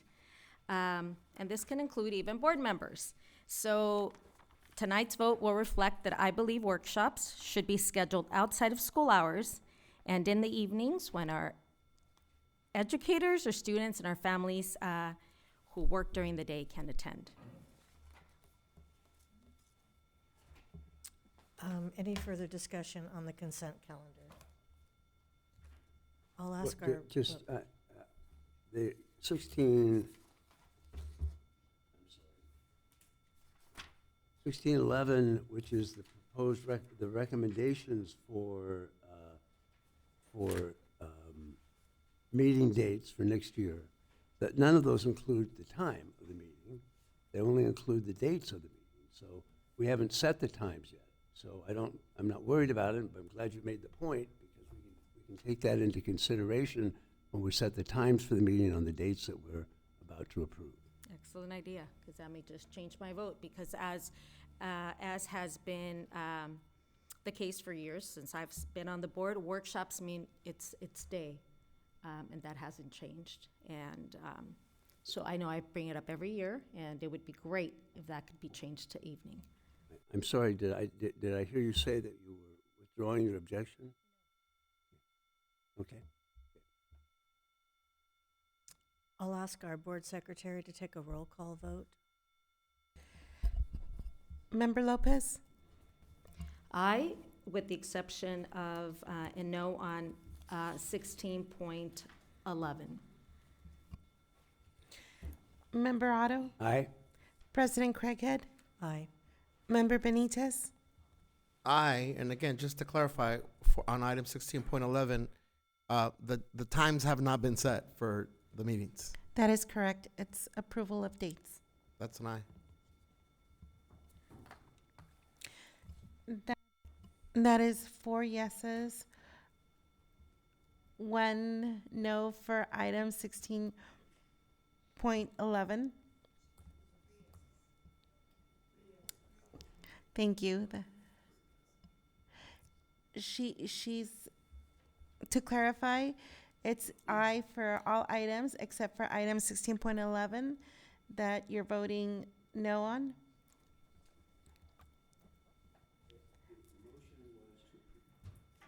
The motion was to approve the consent calendar. So I'm not sure what we're doing here, if we're, The vote is on the consent calendar. Ms. Lopez is asking to register a no vote for item 16.11. Instead of pulling that item and voting on it separately, we've been allowing to register a no vote on the consent calendar only.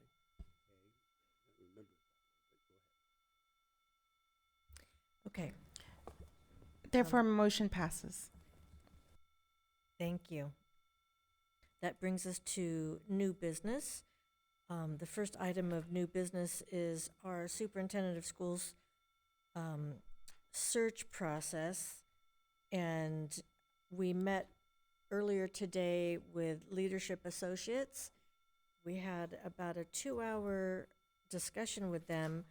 And there were a few topics of discussion, one of which was which community members should we be reaching out to, who should be included and consulted as far as what they want to see in the next superintendent. And then the other item was what each board member wanted to see in the new superintendent, as far as skills and characteristics and values and that type of thing. And those were the two major topics of discussion.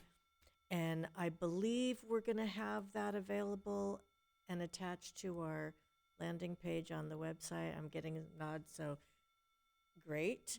I was right about that.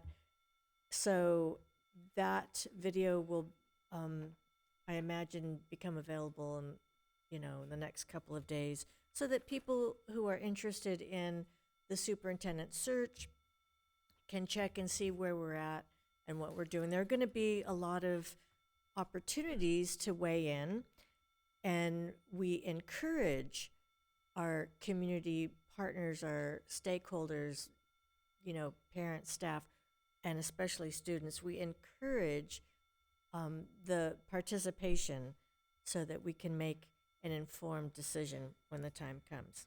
President Craighead? Yes. May I also add that we reached consensus on a timeline for the superintendent search as well?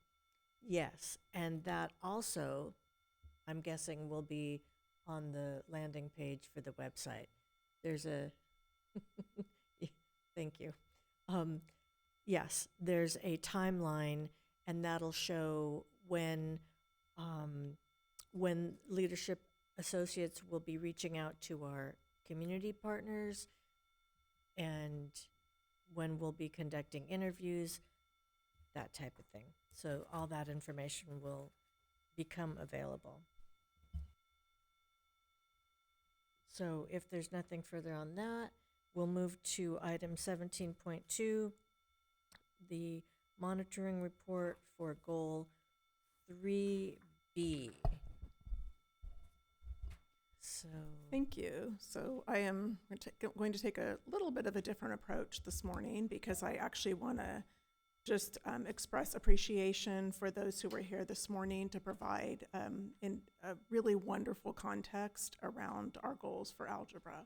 So we heard from a team, Assistant Principal Phil Haber from Jordan High School, Stephanie Perez, a teacher at Jordan High School, Tiffany Weil, an Instruction and Intervention Coordinator at Stevens Middle School, and Isabella Domingo, teacher at Stevens Middle School, and also want to acknowledge that Eric Kabakungan, the principal at Stevens, was here. So in thinking about tonight's report, there was one board member question that was elaborated on and was made publicly available around training. The question was elaborating on the shifts in instruction surrounding professional development for 6th grade teachers, which we actually heard talked about today, a shift in thinking about procedural instruction to conceptual development. We heard actually about some of the training that teachers attended. We heard about coaching that is taking place at schools to ensure that teachers are supported in the shifts in instruction. And we actually got some insight from teams that are really having success with students. So tonight's report, I'll share that has all the components, of course, in the standard format that we've used. You'll see the two figures represent some growth in students, both Black African-American students and all other students. In fact, 2025-26 actually has more growth than we have seen in previous years, especially in the leading indicator of 6th grade at math. Most of, actually, as we looked back at this, most of the what's working and the analysis, what needs more attention and next steps were reflected in the conversation with staff today. So I thought actually rather than presenting more than what you heard this morning, if there were any insights, I wrote lots of notes. Jordan talked about their breakthrough success implementation work. They talked about some of the specific strategies. We heard about co-teach, and that allows teachers to pull small groups and to support students in different ways. We heard the team from Stevens talk about building thinking classrooms and quality core instruction, the coaching that takes place, some specific ways that they're really thinking about their English learners and student discourse, the internal learning walk process. We heard about grading practices and the use of Power BI for reporting, and summed up in a way that was around collective efficacy for teams.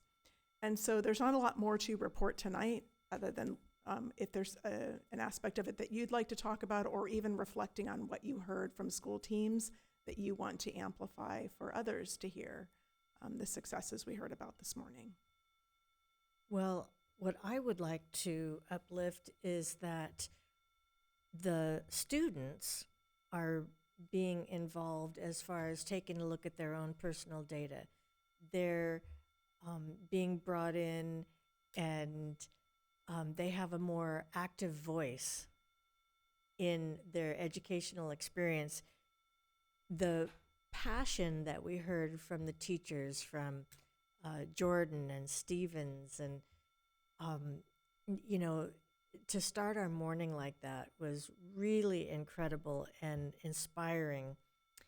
And then I was noticing it seemed like the team from Jordan and the team from Stevens were the same team. There were so many similarities and so many,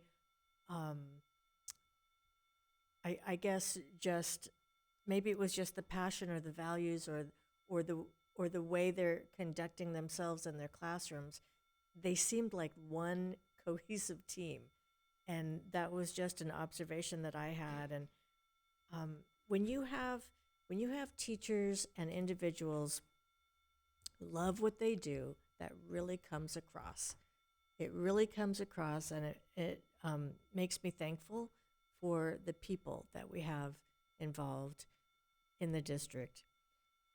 And so when we talk about centering our students and involving them, when we hear about what's actually taking place in classrooms that, confirms that, it's just really nice to hear. The only thing that could have made the presentation better was if we were in the classrooms and we had an opportunity to see all that in action. When you see the kids responding to people who truly care for them.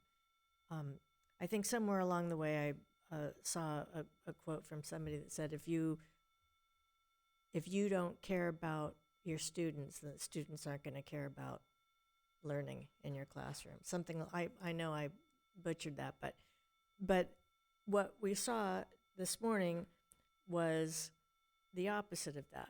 When you have a student who sees somebody caring for them, then they're going to care more about their education, what's happening in the classroom. So I think for me, that's really what stood out, was that passion, the caring, and centering the students. And I know we had a long conversation earlier, and maybe we're tapped out on that. I ditto on everything that you said. I've been waiting for concrete evidence of us tangibly having examples of stretch growth, having examples that exceed even what our targets were at school sites. So can't thank the teams at Stevens, Lafayette, and Jordan enough. But for me, it's inspiring and motivational to have a sense that we can achieve the goals. And while we're specifically here in interim goal 3B, advancing on the goal for Black students, I particularly was inspired and motivated by hearing that some of this work is taking place with our students with disabilities in those collaborative teaching environments and the collaboration across our system. So more of that, please, team. Thank you. We also heard really strong examples. First of all, Dr. Madrigal presented the Power BI reporting, so you could actually see what it looks like to take a board goal. We didn't look at the school's data, but she spoke about the targets that each school has. And then we heard reflected talking about growth targets rather than just a static goal. And as you've represented, students engaged in the process of really reflecting on themselves as learners and looking at that growth goal. And so really good examples of continuing to push at a high level to a high achievement of goal and representing growth, as we heard spoken about all three schools and the work that they're doing. Yeah, also I think one of the teachers from Stevens talked about the growth goals and that stretch growth, and that when the student sees their stretch growth, they can take pride in that progress, even though they may not be reaching a classroom goal or the teacher's goal, and for the teachers to be able to recognize that that can be more impactful for the student to meet those stretch goals than to meet a classroom goal, I think is wonderful, because then that will encourage them to continue working hard and putting in the effort. Yes. You entertaining a motion for a monitoring report for interim goal 3B? For accepting that monitoring report, yes. So moved. Second. Any discussion? All in favor? Aye. Aye. Any opposed? Any abstentions? That passes 4-0. Thank you. And next on the agenda, we have item 17.3, student outcome focused governance, implementation timeline.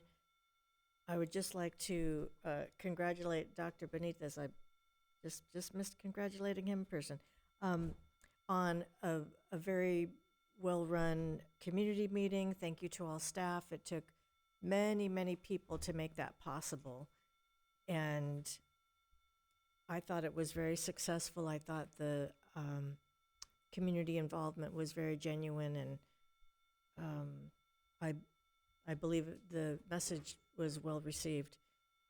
And then also what I will mention for this item is, again, this morning, one of the things we talked about was theories of action, and we had a presentation, and the board chose to, chose not to adopt a board theory of action at this time, but to consider it at a later date, because we have staff theories of action, and so we are going to wait until those are fully developed, fully defined and developed before the board takes a look at those theories of actions and decides if that's sufficient or we want to come up with something on our own. And so for that reason, the theories of action will remain on the timeline because we will be revisiting this. And so if there's nothing else on that item, we'll go to report of board members. And Member Lopez, I'll start with you. And I'll be incredibly brief. Just want to congratulate all the schools that were recently recognized with the Distinguished School Award. This is a wonderful accomplishment and a testament to the dedication of your staff, students, and communities in fostering excellence in education, and so great job.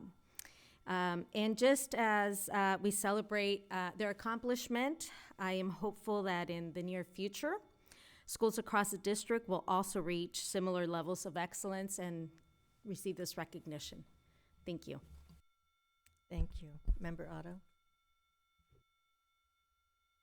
Yeah, I too was very moved by the workshop this morning and what it was that the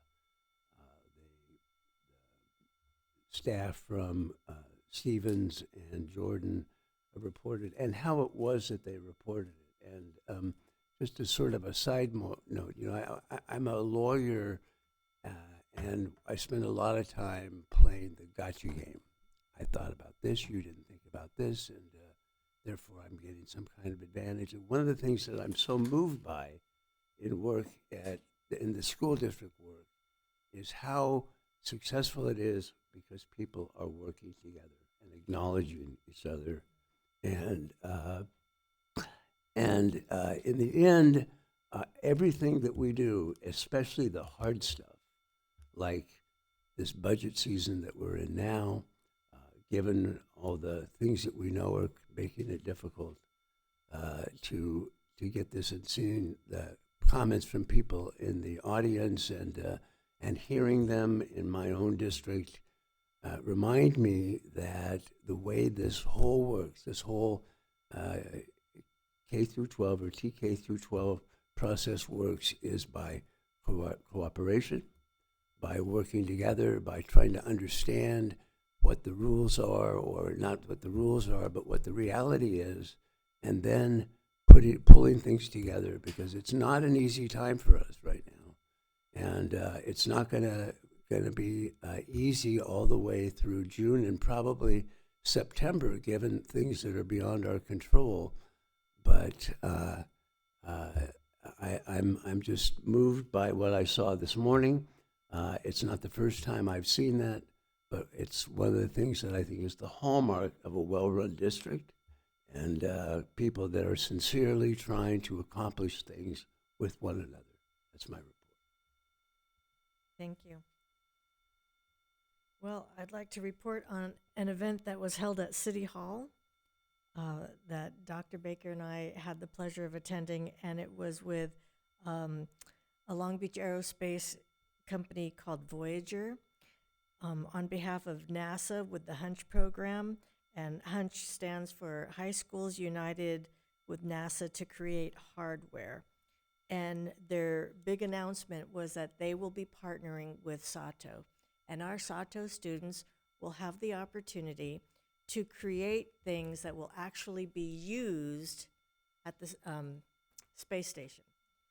So incredible opportunity and big announcement. It was wonderful. City Hall, the mayor and everything.